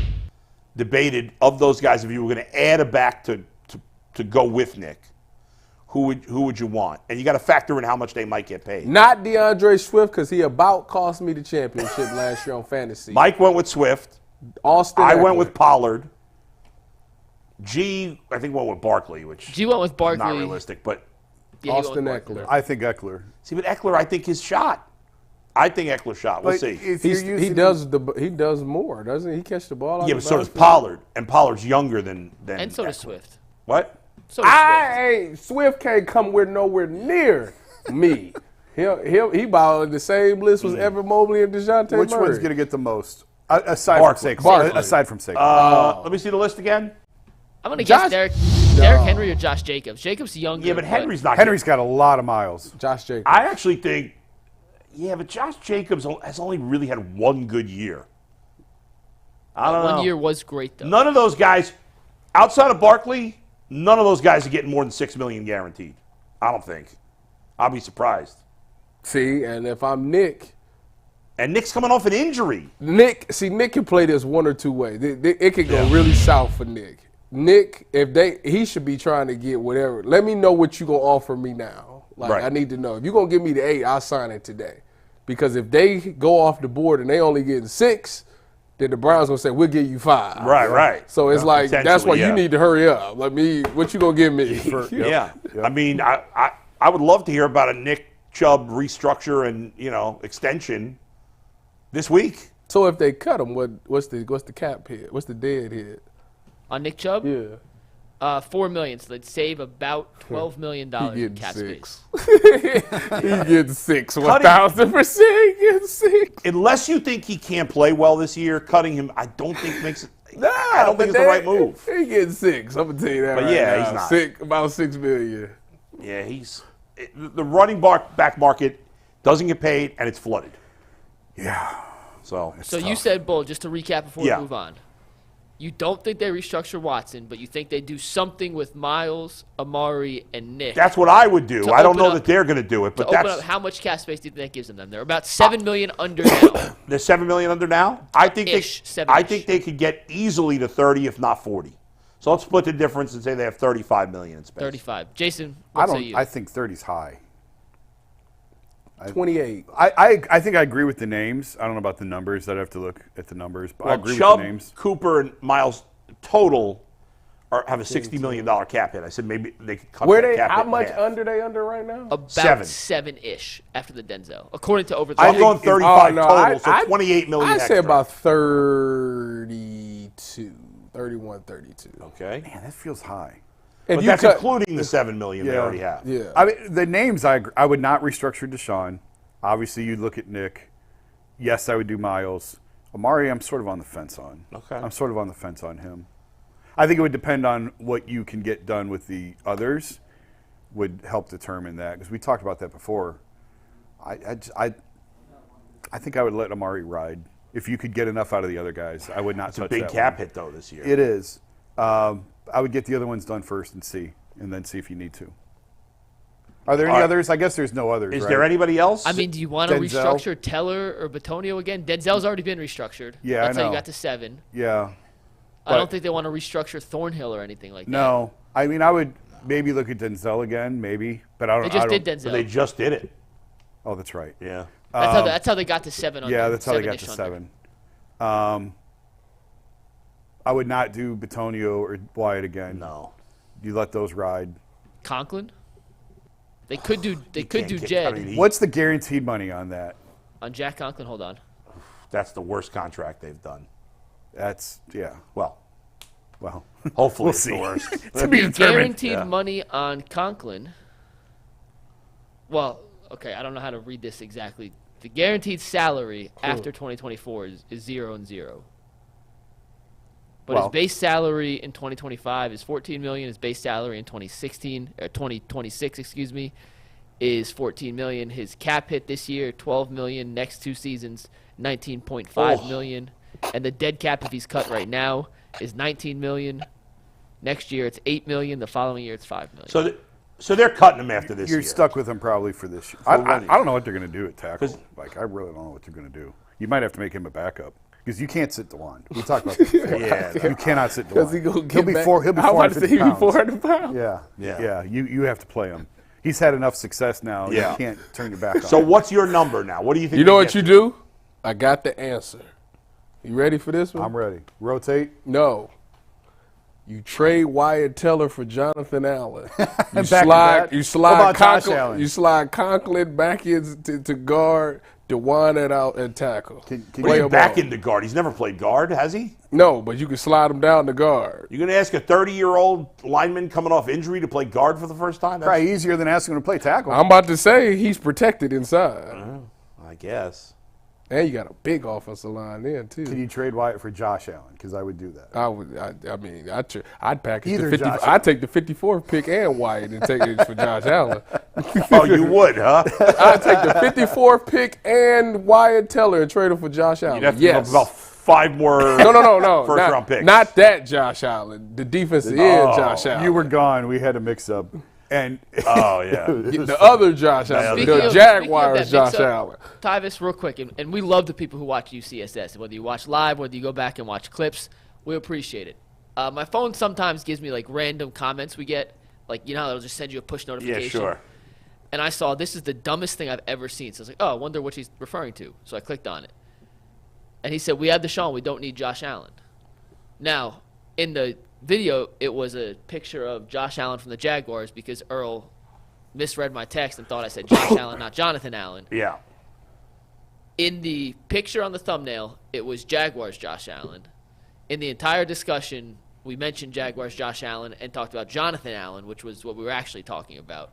And despite it being in the title, Yeah. Josh Allen, parentheses Jaguars, despite it being in the picture, Jaguars Josh Allen, Yeah. this person did not look at anything, just saw trade and a picture of Josh Allen and commented, this is the dumbest thing ever. And in the end, the dumbest thing ever was nothing that you mentioned. It was that he would think you wouldn't want the quarterback Josh Allen because of Deshaun Watson. Because anybody that would rather have Deshaun Watson than the quarterback Josh Allen, they need to be checked into a mental institution. Let's be honest here. Wasn't There's going to go nobody that far. that Wasn't going to go that far. both on now. bypassing and adjusting their meds Yeah, I mean, directly you're to the right. mental You're right. ward. There's nobody on the planet right now that would take Deshaun Watson over Josh Allen. There are people on this planet who would. Nobody. Yes. You'd have to be out of your mind. His agent. Josh Allen do turn. No, the ball. secretly his agent would rather have Josh Allen as a client, I guess. Man, well, you know, I mean, We'll put in the is chat. Earl, I heard Earl mumbling. Is he- Earl, no way be you're that careful. crazy, Earl. Come No, I on just now. said wild at the whole mental health institution comment. That was all. What was that? It was the whole mental health institution comment. That's why I said wild too. Oh, All all right. right. Listen, I'm on medication for depression, so and I go to therapy regularly, so I can comment on. It's okay. We got to be able to joke about things too, but straight to the institute. You get put in a chair and tied Earl, up. which quarterback you want? Right now today, I'll take Josh Allen. All right. We put in the chat. We'll see what the Come on now, what stop the it. YouTube chat says. There's literally no argument for Deshaun Watson. Should we stop the poll right now? That's It's 40 votes unacceptable. already. The poll should be. My who would you only, rather have Josh my Allen or only Josh Allen? issue with Josh Allen is that he digs himself in a hole, then have to be heroic to get himself out of the hole that he already put himself in to overcome. There's critiques of any quarterback in the league besides Patrick Mahomes. Joseph and that's- Burrow. And including Joe Burrow. There's critiques of him. I said that about the Cavs when the championship years. They would set their own house on fire just to have the opportunity to try and put but it there's out still before the dog dies. there's nothing you can point to right now that could argue for Deshaun Watson over Josh Allen. No. Zero. That's insane. Turnovers. There's literally nothing. Deshaun Watson had a lot of turnovers in a few games he played. Accuracy. You know what? I'm curious. Who would Nothing. you rather have? Deshaun Watson or P.J. Walker? Oh, that's a good one. It's a tough question. You didn't ask it correctly. It's Philip. It's a very tough question. Both are winners. You know, both come in there and just somehow the offense just looks pretty good. They This is just my got a fault. way of when crunch time comes around, they win the game. This I is don't know my what fault. that's about. All right, Mike, what's next here? Yeah, real quick. We have to just ban Philip's name from this show. Somehow it gets brought up every time. It's incredible. Yeah. Incredible. Real quick, before we move on, I'll do a quick read, but we have some football news before we get to a little baseball stuff here. But as always, you can listen to the UCSS family of shows, Ultimate Cavs, Ultimate 216, Ultimate Browns, Ultimate Guardians, via podcast form. We have some Ultimate Guardians news coming out very, very soon for you guys, and we appreciate all the support. Hit a like button, hit the subscribe button, do us a favor. When are we announcing Help us out that? on the back end. Hopefully by the end of the week. Did you get a text about that today? According to sources, Are I you did. about to According about to sources, say this breaking news that I'm looking at? No, not till it's done. But we have some motion underway. What here. breaking news? Not It ain't. I mean, it's not done, but Talking about Russell Wilson. yeah. Yeah, Steve. Let's take the tag board full here. Russell Wilson is expected to meet with the Pittsburgh Steelers, according to Jerry Dulac of the Pittsburgh Gazette. Pittsburgh has interest in adding him to compete for the starting quarterback job. Bull, you weren't here. We talked about this the other day. So let you go real quick. Would you be afraid of the Steelers if they were able to acquire Russell Wilson at quarterback? Afraid, no, but they're better with him. I know you're not a big Russell guy there, Davis, but he's clearly better than anybody they have. Who would you rather have, Russ Wilson or Philip Walker? Philip Walker. Stop it. Stop it. No, we are. Why do Russ's teammates hate him so much? Why? Come on, tell us. We had this discussion already, and I said that Russell Wilson would be significantly better. Yeah, than whoever. I mean, they got nobody. And I said that they would be a really good because he made me rank. I did not. Yes, you He did.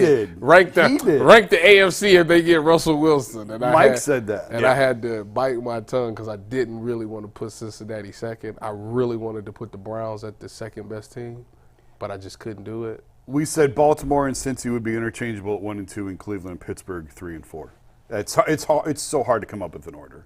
Yeah, I mean, So hard to come up with assuming order. health. Yeah, so all Right. things, yes. But if we're going to assume health for other guys, then we got to assume health for Watson. And if Watson's healthy, there's, as much as we're down on him right now, if he's healthy, there's a reasonable chance he can get back to being the player he was. And if not, Philip will get us there. No, so. no, he God in won't. heaven. No, he won't. But I still think you reasonably have to put Baltimore and Cincinnati ahead of Cleveland. You ask me If right Burrow is now, healthy. even with Russell Wilson, I would probably put the Steelers fourth. That's what we said. That's what we said.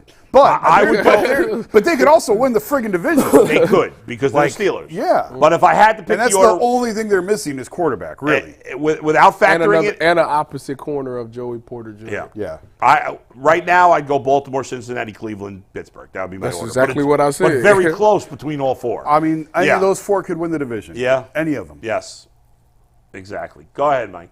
Let's talk a little and I baseball, don't hate guys. him, so stop. According to The Athletic, I hate him because he got my boy Justin No, but- Simmons cut.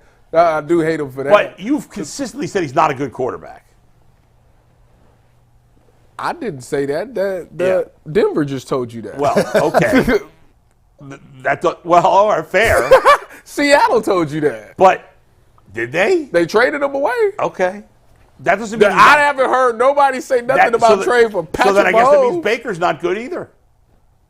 Essentially, yeah. His team got rid of him. Who would you rather have, Russ Wilson or Kenny Pickett?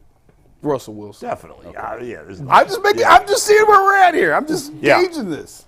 I tell you, Russell's a great leader. He's a great locker room guy. He is? Yeah. Why does it seem like his teammates don't like him? Because he didn't perform well when they needed him to. They said that they won in spite of him, and the world paints the picture like they won because of him. I totally disagree with that. The world does not paint that picture. Maybe in defensive players' minds, the world paints the picture. He's a fake and a phony. I'll tell you straight off the air. I don't think I can Not tell a it on. surprise. I don't think I can tell it on the air. I don't know if I can or not. So I better not. All right, Mike, go ahead. all right, so let's talk a little baseball real quick. The Athletic, Jason's other employer, had projected extensions for a few players across Major League Baseball. One of those players was Josh Naylor. And according to The Athletic, they said a 5-year, $55 million extension would be enough to sign Josh Naylor and lock him in long-term here with the Cleveland Guardians. We'll start with those numbers. If an extension for 5 years for $55 million was actually the number that could sign Josh Naylor long-term here in Cleveland, is there any reason for the Guardians not to make that move? Yes, there is, because Josh Naylor is a very interesting player. And I give him major credit. I never thought he was going to hit lefties, and last year Jason was banging the table for keep giving him a chance, and Jason was right. He finally came through last year and hit the ball well against lefties, which he had never done. He'd been awful, unstartable before last year. But here's the thing with Josh Naylor that makes it tricky. Now, ultimately, if I could sign him for 5 for 55, I would do it if I were the Guardians because he's young enough, right? I think he turns 27 this year. Yeah. It's 27 He's or 28. 26 right now, but I don't know. So that would be his age. Technically, the 5 years would be his age: 27, 28, 29, 30, and 31 seasons. I think he's young enough. Here's what I worry about with Josh Naylor. He's not a very multi-dimensional player. He has no speed. I would say he has, even though he drove in a lot of runs, he has below average power. Maybe at best I'll give him average power. Yeah, he's not going to be a 30, 35, No. 40 homer guy. So no speed, average power, and he can't play the field.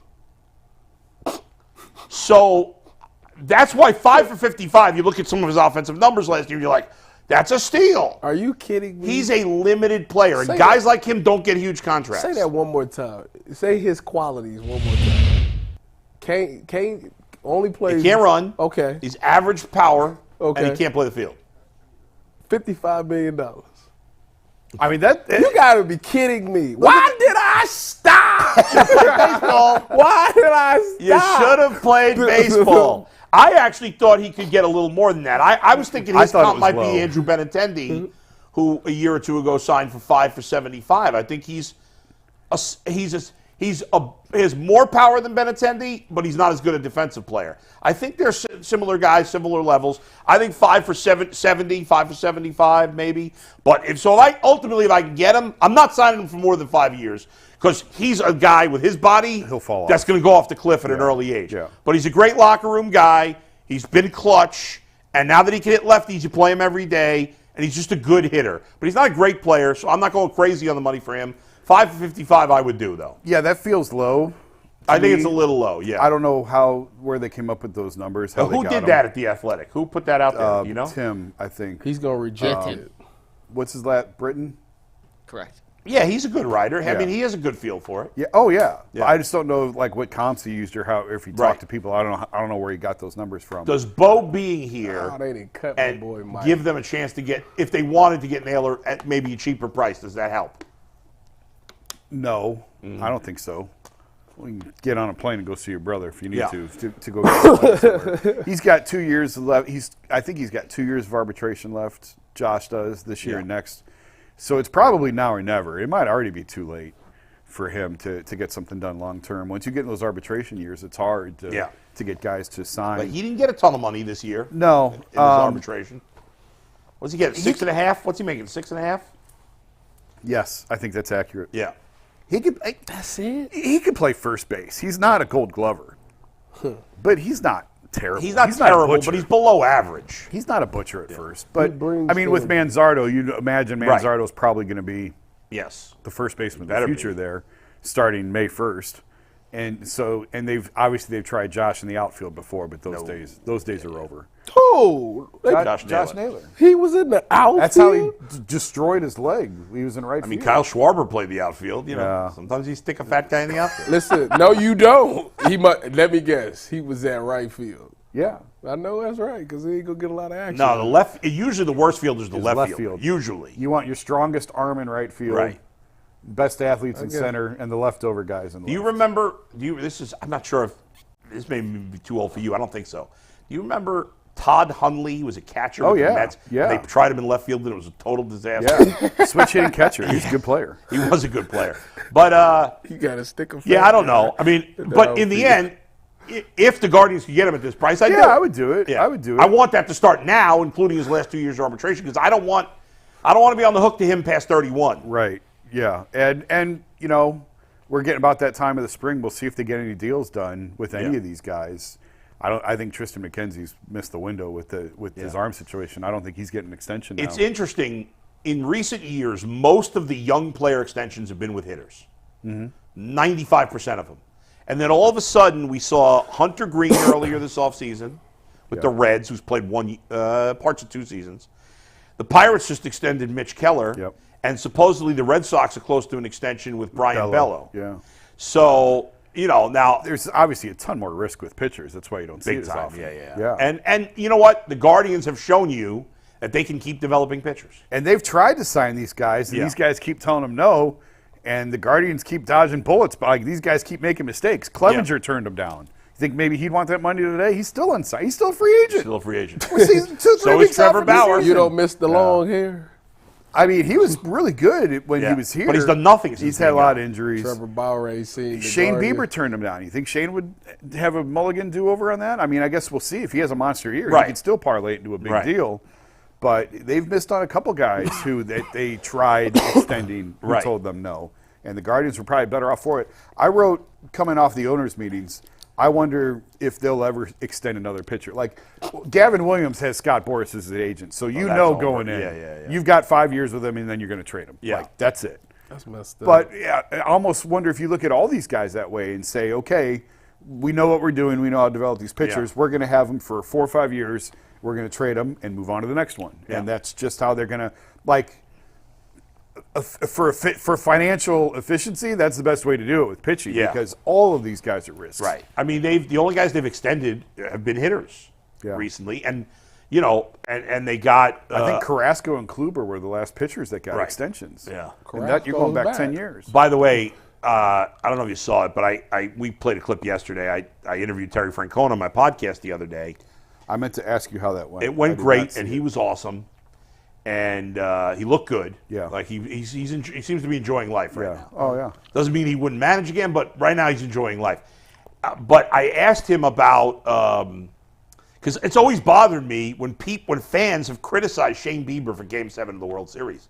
I thought that was an insane criticism because Bieber? You mean Kluber? Kluber, sorry. Yeah. When people criticize Kluber, because I'm like, He was exhausted. he got Nothing so left. overworked. Yes. I said to him, "What do you think when you hear people criticize Kluber for?" And he looked at me like, "People like he didn't even realize there were fans criticizing. They're like, are these people out of their minds?" Yeah. They go nowhere close. Andrew Miller got all the hype, deservedly so.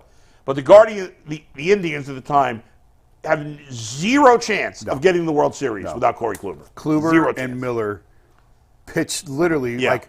Were they ever the same pitchers after that? Never. No. Like, Cody Allen pitched well in that. Cody That was Allen about did it. too. Yeah. That was like the only three guys. Those three held the rope. Yeah. The entire month of That October. was it. There's Yeah. nobody else they trusted. Yeah. Nobody. Carrasco was hurt. Bauer, we all know what happened with him. Yeah. It was a mess. Unbelievable. But anyway, Couldn't so squeeze one more night out of them. Just one more night. But I mean, those guys more than did their job. They were just exhausted. They were exhausted. He was They were out of shot. gas. I mean, man, people forget how good Kluber was up until that game. Sensational. He was. I remember being at Game 1 of Cubs Indians, watching Corey Kluber pitch, and I'm like, they can't hit this guy. Is he a Hall of Famer? No. I don't think so either. No. I think he needed one more Cy Young. I think if he had another Cy Young, he's in the conversation. Yeah, I don't. I mean, the prime wasn't long enough. The prime was Hall of Fame caliber. Yes. But he didn't do it over a long enough wasn't period a of long enough time. I think if he had one more Cy Young, I think it's a legitimate I don't know that the conversation. Guardian. Do they have any player that's played for them, since in the Francona era, that is a Hall of Famer? Jose might be. Frankie. Right now, he's not. I don't think Lindor is either yet. Not yet. Jose, if Jose has a couple more big years, I think he might be in that conversation. He's got a chance, but he's not in. He's not a lot. He retires today. He's not in. Same thing with Lindor. Probably not. Probably not. But I think Jose could be. He could be. Do you regret them not signing Frankie and trading him? That's a good question because I used to do shows with him where he lost his freaking mind. I do that think they would not sign him I to that was extension. Pissed, and I'm now. Jimenez has turned into a good player, but he's not Francisco Lindor. That's fair. Boy, He had a down year to me. he could be. He might be. You said that He's last only had- year and it didn't pan out. He didn't have a great year last year. Jimenez has had one All-Star Yes. worthy season. And he's Lindor's also had a lot more than that. And how old is he? How old is Jimenez? 24? No, he's a little older than that, right? I don't know. I don't know if he is. I'm just saying. Mike, look up He's how 25 old years he old. is. He turns 26 this year. Okay. So I think he's really good. And he did not have a great year last year. We'll see what this year could tell the tale on which way this is going to go. You I know wonder why? if he 'Cause was he feeling got the paid. pressure. He got the pressure of the contract. Yeah. Lindor was an All-Star 4 of his first 5 years in the league. and Jimenez has been one of his first 3. No, it's more than 3. No. No, he wasn't a full-time player with the Mets.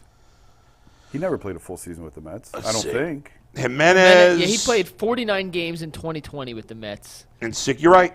It's only been 2 years, actually. With the Guardians, yeah. He only played 68 for the Guardians. Yeah. So, I thought he played more than that for the Mets in 2020. But, but 2020 was a COVID season, so Right. he did play a full season. well, The even COVID season. a full season isn't a full season. He played It's COVID 49 out of 60 games. season. Yeah, but even 60 games isn't a full season. So, Bull, Yeah. you taking that trade back, or are you still rolling with it? I thought they knocked it out of the park. Listen, this is what I'll say. You got an all-star caliber player, and I think Jimenez is a really good player. He's not Lindor, but he's a really good player. Once they were in that position where they only had 1 year left, they couldn't sign him. I think they did as well as they could. Absolutely. Most teams make those type of trades, they get fleeced. The Guardians did not get fleeced. But I would have signed him because I don't believe all this nonsense that they can't have a higher payroll.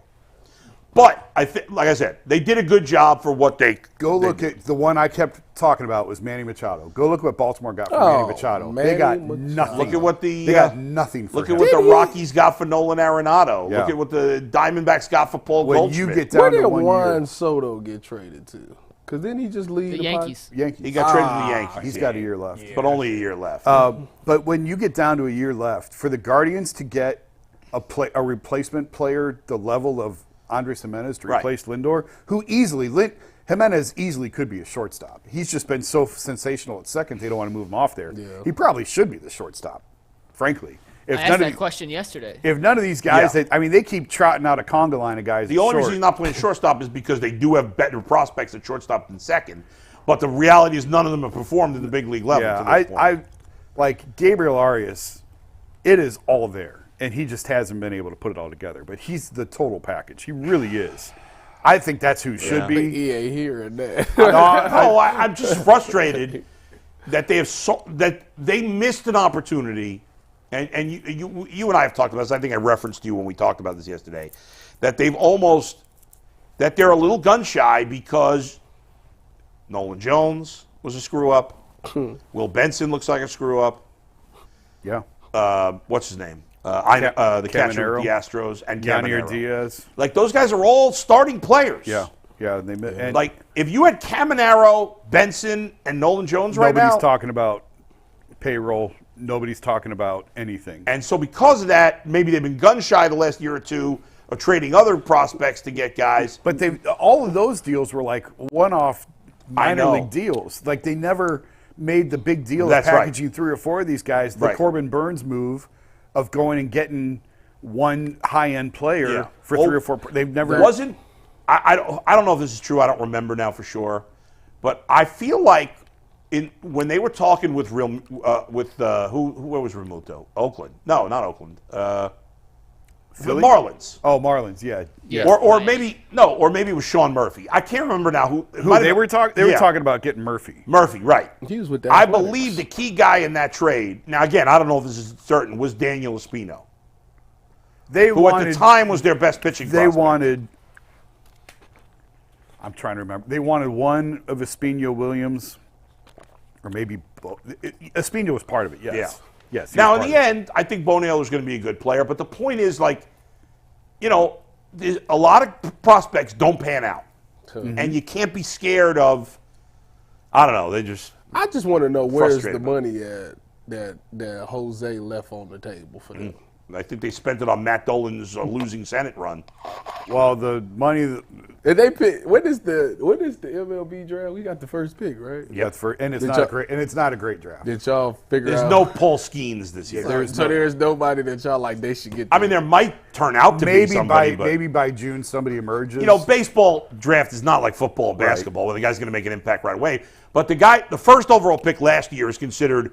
His name is Paul Skeens. The Pirates drafted him first overall. LSU. He's considered he might be in the big leagues this year. Is he a pitcher? Yes. Yeah. And he's considered a was- decade level prospect. Yeah, there was a ton of studs in that draft last year. Yeah, the top 4 or 5 players were really Yeah. good. Of course. Yeah, and this year. Of course. But the one thing that's cool about the baseball draft is they hold their, because of the timing of the season, Yeah. you know where you're picking going into the college season Right. and the high school season. Right. Like the Guardians already know they've got the number 1 pick. Right. Which is pretty cool. Yes. Like, so you don't have to, you're not trying to build a board of, okay, could this guy fall to us? Right. You're scouting all the top guys. Yeah, you know where you're at. And That is and actually then an advantage. what's fun as a fan is that the draft happens before the College World Series. Yeah. So you can watch your guy Yeah. in the College World Series. Not Nobody gives a crap about the baseball draft. No. By the way, speaking of sports that are maybe a little off the beaten path, did you see that after the last Iowa women's basketball game, that for the year, Fox TV, Fox Sports, is averaging more viewers for women's basketball than men's basketball in college? I'm not doesn't terribly surprise me. surprised. I'm by not that. shocked at Not all. at Yeah. Well, has that ever happened before? No. No. In I'm any sure not. sport? But women's Except for basketball, maybe like gymnastics? women's basketball has been far better product as of late. Agreed, but Than men's. usually, but people still watch men's basketball more. I know. They have just destroyed college basketball. Yeah, because guys play 1 year. Nobody gives. She's leaving a year early, Caitlin Clark, right? Well, she played 4 years because she had a COVID Oh, but she year. could have stayed She another could have year, stayed but- for a fifth. But like she's COVID senior one of the season. best players ever, and she played 4 years. Yeah. Yeah. That doesn't happen in the men's side anymore. No. Nobody pays attention to college basketball until the conference tournament. Right. Really. Whereas people That's a pay fact. attention to her every game. And Ohio State. Who's that good player in Ohio State, the point guard? What's her name? J.C. Sheldon. Yeah, she's won some awards here, right? Yeah. Her, Cody McMahon. Good They players. got a good team. Yeah. Where are they ranked, Ohio State? They women? were second going into that game. Well, they beat Iowa. They had They beat lost Iowa the early. first They- time, the Yeah, first they time, lost yeah. this time. I don't know. They'll be a number 1 seed in the tournament, though. Okay, cool. A couple other Guardians things real quick. We got a super chat from Todd Stein, Yeah. who wants to know, when will the Guardians unveil their City Connect uniforms? Jason, do you know? I I don't thought know. they had been put out already. They have not put out the City No? Connect. I mean, the Okay. uniforms have been such a disaster with MLB. my gosh. That I honestly, I have no idea. What an embarrassment for Major League Baseball. it's bad. The pants are see-through. Now they're trying to claim that the pants That were is hilarious. the same as last year, the same style, but it's like this. It's this whole fan-sided thing, right? Like Yeah. it's Nike, but it's not. Why does baseball do this shit? to I don't themselves? know. I did. Like the uniforms are bad. Like when I They was are. out there, I saw when I was out there, it looks like something you would get like sponsored by Drug Mart. It's the Sunday I mean, that giveaway is just- jersey.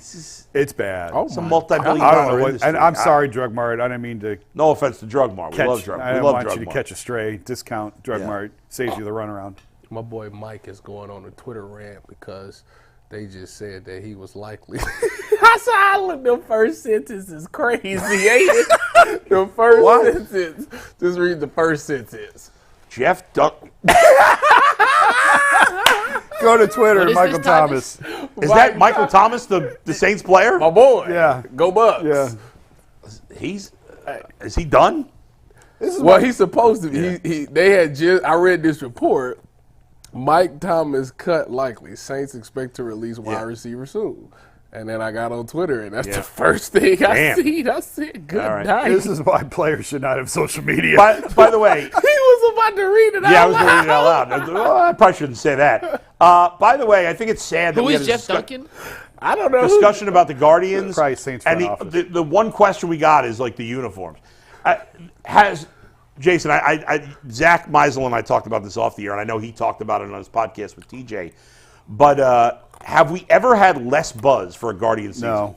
/Indian No. season? And you know what's funny is They're not a bad team. they're not like they could win the division. They could. Like- now, it's more because the division's not good than they're that good. And the division is not good. Yes. But it's getting better. Like Detroit is, I think Detroit's legit. Kansas City's getting better. Kansas City's not going to win.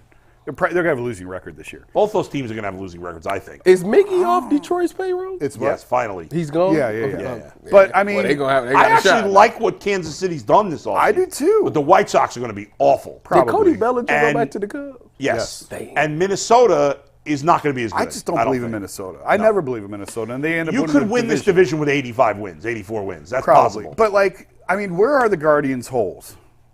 Outfield. Yes. Bats, I mean, Shortstop, we don't know. sticks. And shortstop, first base, center field, right field. I don't think first base is a hole. I mean, we don't know about Manzardo Well, I'm yet. considering Naylor a DH. I think between Manzardo and Naylor, they're going to be fine at first. Well, but and that's an assumption. First on of all, my they're part. not going to start him in the big leagues, probably. No, not Manzardo, but he'll be up Yeah. by May 1st or. I hear you, but whatever. he's not. I mean, it's not Bryce Harper. He's not a short. No, I understand. He's not, but Great I guy, do by the believe way. in him. I don't consider that a hole. Shortstop's a hole. I have no idea what they're going to get on shortstop. Center field is a hole. Right Center field is a hole. right? Although I do think Tyler Freeman might be the sneaky play there. I don't think you were here. No, I was here. Yes, the bottom line is, though, It's a question. Like Shortstop and center field are much bigger questions to me, and right field than first base. Like right now, if I say, well, who's the Guardians? Like we know Naylor and Ramirez. Yeah. And probably Jimenez is their third most reliable player. I might put him above Naylor. As Okay. his second most, but And, regardless. and then 4 is probably Quan. yes, Yeah. Well, I mean, if Stephen Quan, I love Stephen Quan, Bo but Naylor. he's a flawed player I'll in be terms of curious he has to no see- power. I'll be curious He's to like see. Etro. He's really Lead worked. off. They've really worked on him driving the ball this offseason. Yeah.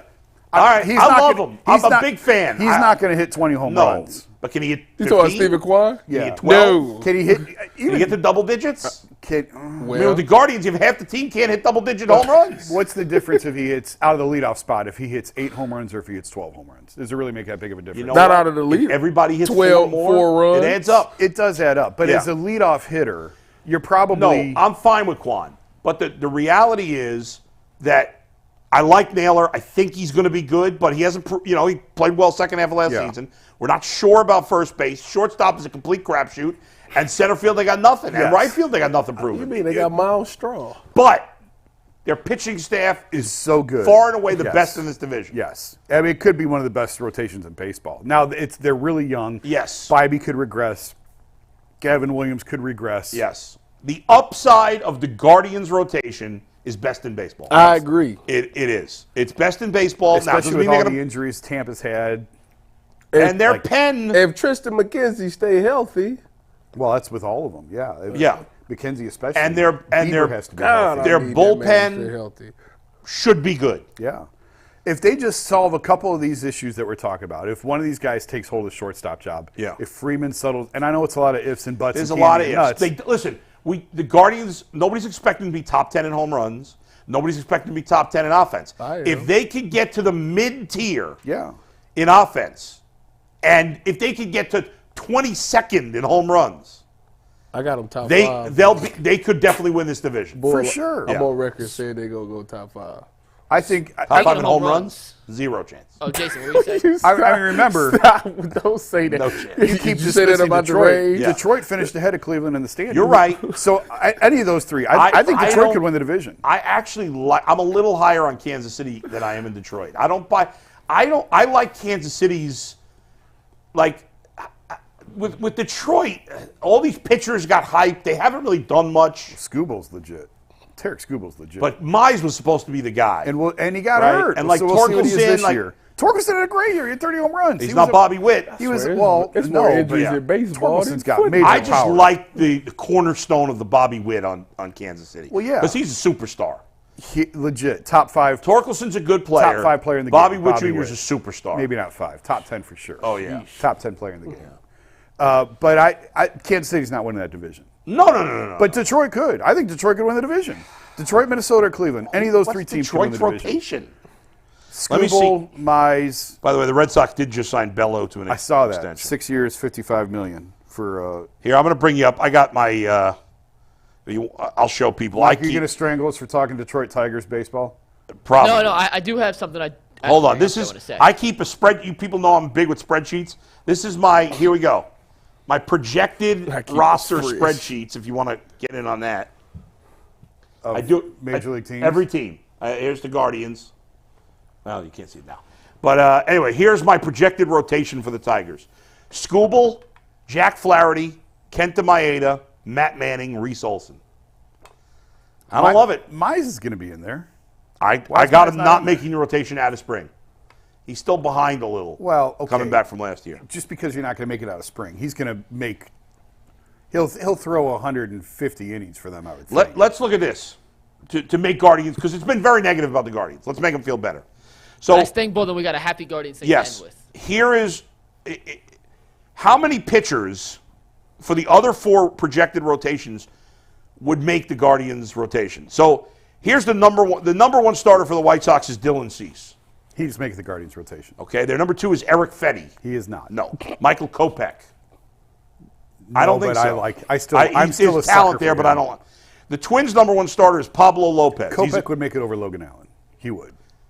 He would. You're right. Lopez and Joe Ryan, the Twins' top 2 starters, are good. Yes. They're nice pitchers. They would make it. Yes. The rest of their rotation stinks. I'm not a big Joe Ryan guy, but he'd make it over Logan Allen. Tyker's got Scooble. He'd get in over He for Logan sure Allen. would get in. No, Jack Flaherty was good a few years ago, but he hasn't Yeah. been good for a number of years. I don't mind Maeda. He's had some injuries. Yeah, he's getting old. For the Royals, Cole Reagans pitched great when they got him Phenomenal. last year. Their number 2, the rest of their rotation, Michael Wacha, Seth Lugo, Brady Singer, Jordan Lyles. Those guys are all like None of them are making 4th the and 5th rotation. starters. Yeah, none of them are So making like, the rotation. so Was you know, Brady Singer the number 1 overall pick a few years No, ago? he was a first-round pick. He wasn't number 1 overall. Not number 1, okay. But he was their top prospect for a while. But I bet you 99% of our listeners, our viewers, cannot name the projected closer for any other teams in this division except for the Twins, maybe. probably true. Yeah. Anyway, Alex. All right, so we got a super chat we'll Alex end with, Lang, but yeah. before that, I do want to take a moment to say thank you. The Cleveland This is sports big. community lost an icon yesterday. Steve, take tagboard full, please. We want to send from UCSS a heartfelt congratulations to Yes. Mike Zunino on his retirement and all the good memories he provided the Cleveland Guardians fans, the clubhouse, and everyone in the greater Cleveland area for his contribution. So, Bull, we'll start with you. yeah, this is a sad day for all of us. What was your favorite moment of the Mike Zunino era? Let's see. It was probably a strikeout against the White Sox. Maybe it's no. He did have one game where he had 2. Didn't he have one game where he had 2 home runs? Am I Correct. making that up? Then he had 3 total home runs on the season. I want to say he had like 1 big home run, or maybe a 2 home run game. I could completely be making that up. This is sad. But I feel like there was 1 good game he had. But mostly he just struck out almost every at-bat. But he is a former Guardian, Yep. and he'll be remembered. He is such a good fondly. guy. Like, he is a good dude. But he did commit a felony last year, and he got away with it. He stole $6 million from this franchise. Yeah. That's He's unfortunate. partying on that money going. $6 million. $6 million. Why didn't I just? Well, they just paid $4 million to Austin Hedges. They spent $10 million on Mike Zunino and Austin Hedges. Yeah, at least, yeah. Well, and like Zunino, good clubhouse guy. Yes. Hedges is terrific. Did you see the clip when Jay asked I was out Hedges? there. Yeah, he showed me out there. That was great. Or actually, he didn't show me out there. I was on the show. But he told me about it when Yeah. we I love that Hedges had a good we attitude. crossed paths What for did he literally ask you? 20 minutes. So Jay brought up that I've ripped Austin Hedges and said he can't hit. And Austin Hedges was like, he's right, he can't hit. I can't hit. I can't hit, but I'm working on it. Yeah. I love the self-awareness. I don't Yeah. hate the guy. Yeah. You know, I know I've been hard on. I don't hate Austin Hedges. you know what? I know he's a great locker room guy. I know he's a great catcher. If you- and I'm fine with him as a backup. If you Fine. talk to him, Yeah. you would love talking to him because you could talk baseball with him for hours. Let me make it clear. I don't dislike Austin Hedges. Oh, really? I 'Cause just didn't like him as a starting catcher because he can't hit. sounds just like me and Russell Wilson's relationship. Russell Wilson is a way better quarterback than Austin Hedges is as a starting catcher. I did a story a couple years ago. I don't know what possessed me to do this. Yeah. I counted the baseballs used in a game. And, It's odd. But it's is wild very because odd. it's like every 2 batters, ball's gone. Oh, yeah, new ball yeah, right, comes in. right. But So that's it's- actually intriguing because I would love to know that answer. see, But and the I don't pitchers remember. want scuffed up balls. Not Savali. Okay, some pitchers, So you're right. Savali was pitching and Hedges was catching that night. Yeah. I talked to Austin for 15 minutes after the game. He was phenomenal about this. Yeah. He said every time the ball touches the dirt, Aaron wants a new baseball. So ball in the dirt, Hedgie would just automatically toss it because he Right, knew right. Aaron Yeah. wants a new ball. And I forget the number. It was like 60 or 70 baseballs that they went through in a game, which is insane. Totally Just insane. with him pitching, not the other team. No, both teams. So, for the game. okay. For the game. They Yeah. went through 60 or 70 balls. Yeah. But the worst part about that was like I couldn't even get up to pee. Like you have to watch because like Yeah, right. he would warm up with one ball and then they Yeah. throw it out and here comes a new Right, ball. right. So I literally had to sit there with binoculars That's for 3 hours Yeah. watching. And I have ADD, so for me to do that'd be anything for 3 hours is horrible. I can't do it for 10 minutes. let I alone 3 never hours. really thought about how many balls were used in a game. It was crazy. You know? What's the picture for the Guardians that be doing this? Oh, They all do Karen that. They got check? Vaseline. Karen check. yeah. They had to check him That because guy, they thought he was cheating. Yeah. I'm curious I'm wondering what their plan is for Karen. I don't know. I don't know. He's an enigma, certainly. Bull. He's like Bauer in a way. He's an enigma. I got one unhinged. more super chat He's not. that I think you're going to like. Not that bad. Not that bad. Go ahead. This one's from Juan Martinez. Can we bring back Odell Beckham Jr. and Donovan Peoples-Jones for a second and third wide receivers? What do you guys think? No. Why would they bring DPJ back? They just Time got to go rid to of the him. bathroom now. What do you think? Well, it's a super You chat. just traded DPJ away for nothing, so Yeah. they don't want him back. And Odell, he's just a guy. Yes. Odell is trying to. What were his final stats last year? I don't even know. Odell is trying to get his reality stuff going on. He with Man, Kim K. Now. You would have thought after his first, 3 seasons, that he was going to be a lock Hall of Famer. And he's got no shot against He's a Hall of Fame. In talent. Baltimore last season, he had 35 catches, 565 yards, and 3 touchdowns. And how old is he now? Odell Beckham Jr. 31. is 31 years That's old. with an MVP quarterback. 35 catches, 500 yards. Exactly. It's done. He's a guy. He's just a guy. No, he's not a number 2 wide It's receiver. unfortunate because he was such a Hall of Fame talent, and Yeah. it just Injuries and whatever. never materialized. Nope. If legit question, if he doesn't make the catch, is he viewed the same way? Yes. You think he is? I think that catch. His numbers those the- first few years were yeah, crazy. his numbers- His first 3 seasons were. Do you want to hear the numbers? His first 3 seasons Yeah, go ahead. with Eli Manning as his quarterback. First 3 seasons as a rookie in 2014, 91 receptions, 1,305 yards, 12 touchdowns. He averaged 109 yards per game. Yeah. His second season, 96 receptions, 1,450 yards, 13 touchdowns. His third season, 101 receptions, 1,367 yards, 10 touchdowns. Who's got more mileage off 3 years, Odell Beckham or Doc Rivers? That's a good question. Odell, definitely Odell. What's I don't know, Doc keeps Odell's falling best up. season since his 3rd year? Since his 3rd year, his final year with the Giants, 2018, he had 1,052 yards, 6 touchdowns. That's Yeah, he was nothing. that's He's been basically just a guy since his 3rd year. Now, a lot of that's injury related. That's unfortunate. Yeah. So We got 2 minutes. Let me ask you one more question. Yeah. I know it's a day old now, but the Celtics win on Tuesday night. What was a more improbable win for a Cleveland franchise this year? Phillip, Tyvus's guy, beating San Francisco, or Dean Wade scoring 20 points in a perfect fourth quarter to lead a Phillip comeback against the Celtics? not even close. Phillip beating San Francisco. That's not even close. Is the most what? Mike, that Wait is a minute. one of, maybe the worst question you've ever asked We on got the 3 show. minutes to it's fill. I'm not. just firing out questions I'm here. exaggerating. No. What I mean, is that supposed to mean? Boston's best team of the East. You're I at know, 20 in but the that's fourth regular. quarter. But I mean, Regular season NBA is not regular season. when Boston has NFL. you by 20, that should be an L. Yeah, especially Especially when you don't have Donovan. and especially when it was Dean Y'all- Wade and that y'all won me sit- the game. Y'all was so quick to answer that question, and y'all sit here and bash that man all the time.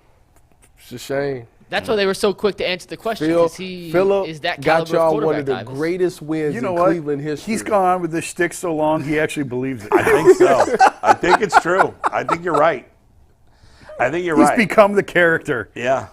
He have. believed. All I know is Phillip got a winning record. That's all I know. And he did it against a team that went to the Super Bowl. So Winning records in short sample size is meaningless. was he really that bad as a quarterback? Yes! Yes! I gotta go back and look at They it. beat I gotta go look at his numbers because I really don't remember. On the game-winning drive against San Francisco, he didn't complete a pass. I think, right? Am I right He on was that? 0 for 5 on the game-winning drive. Game-winning drive, There didn't were complete a penalties, right? pass. Penalties. Against What was his Indianapolis. record? He lost one game to Seattle. That was it, technically. Yeah. Yes. Well, he only And that played like happened 3. because he hit Jamal Adams in the In helmet. the helmet. That's crazy. He could have been undefeated. He could have been. Then it would have been no denying. What Tyvus, is what he a on your weird Mount season that Rushmore was. of weird athletes to just support faithfully blind? Well, it's because like I said, I played with him, so that's why. I played with him when I was in Indy, so that's why I always got his back like that. Are you using the word play loosely? Stop it. For him, not you. You better cut it out. You better cut it out. By the way, I We're not used doing that today. I used Tyvus in Immaculate Grid the other day. It came up again? Yeah, I'm trying to find the one day where I can use Dustin and Tyvus on the same day. That's like triple word score. Oh my God, that's a lot of points right there.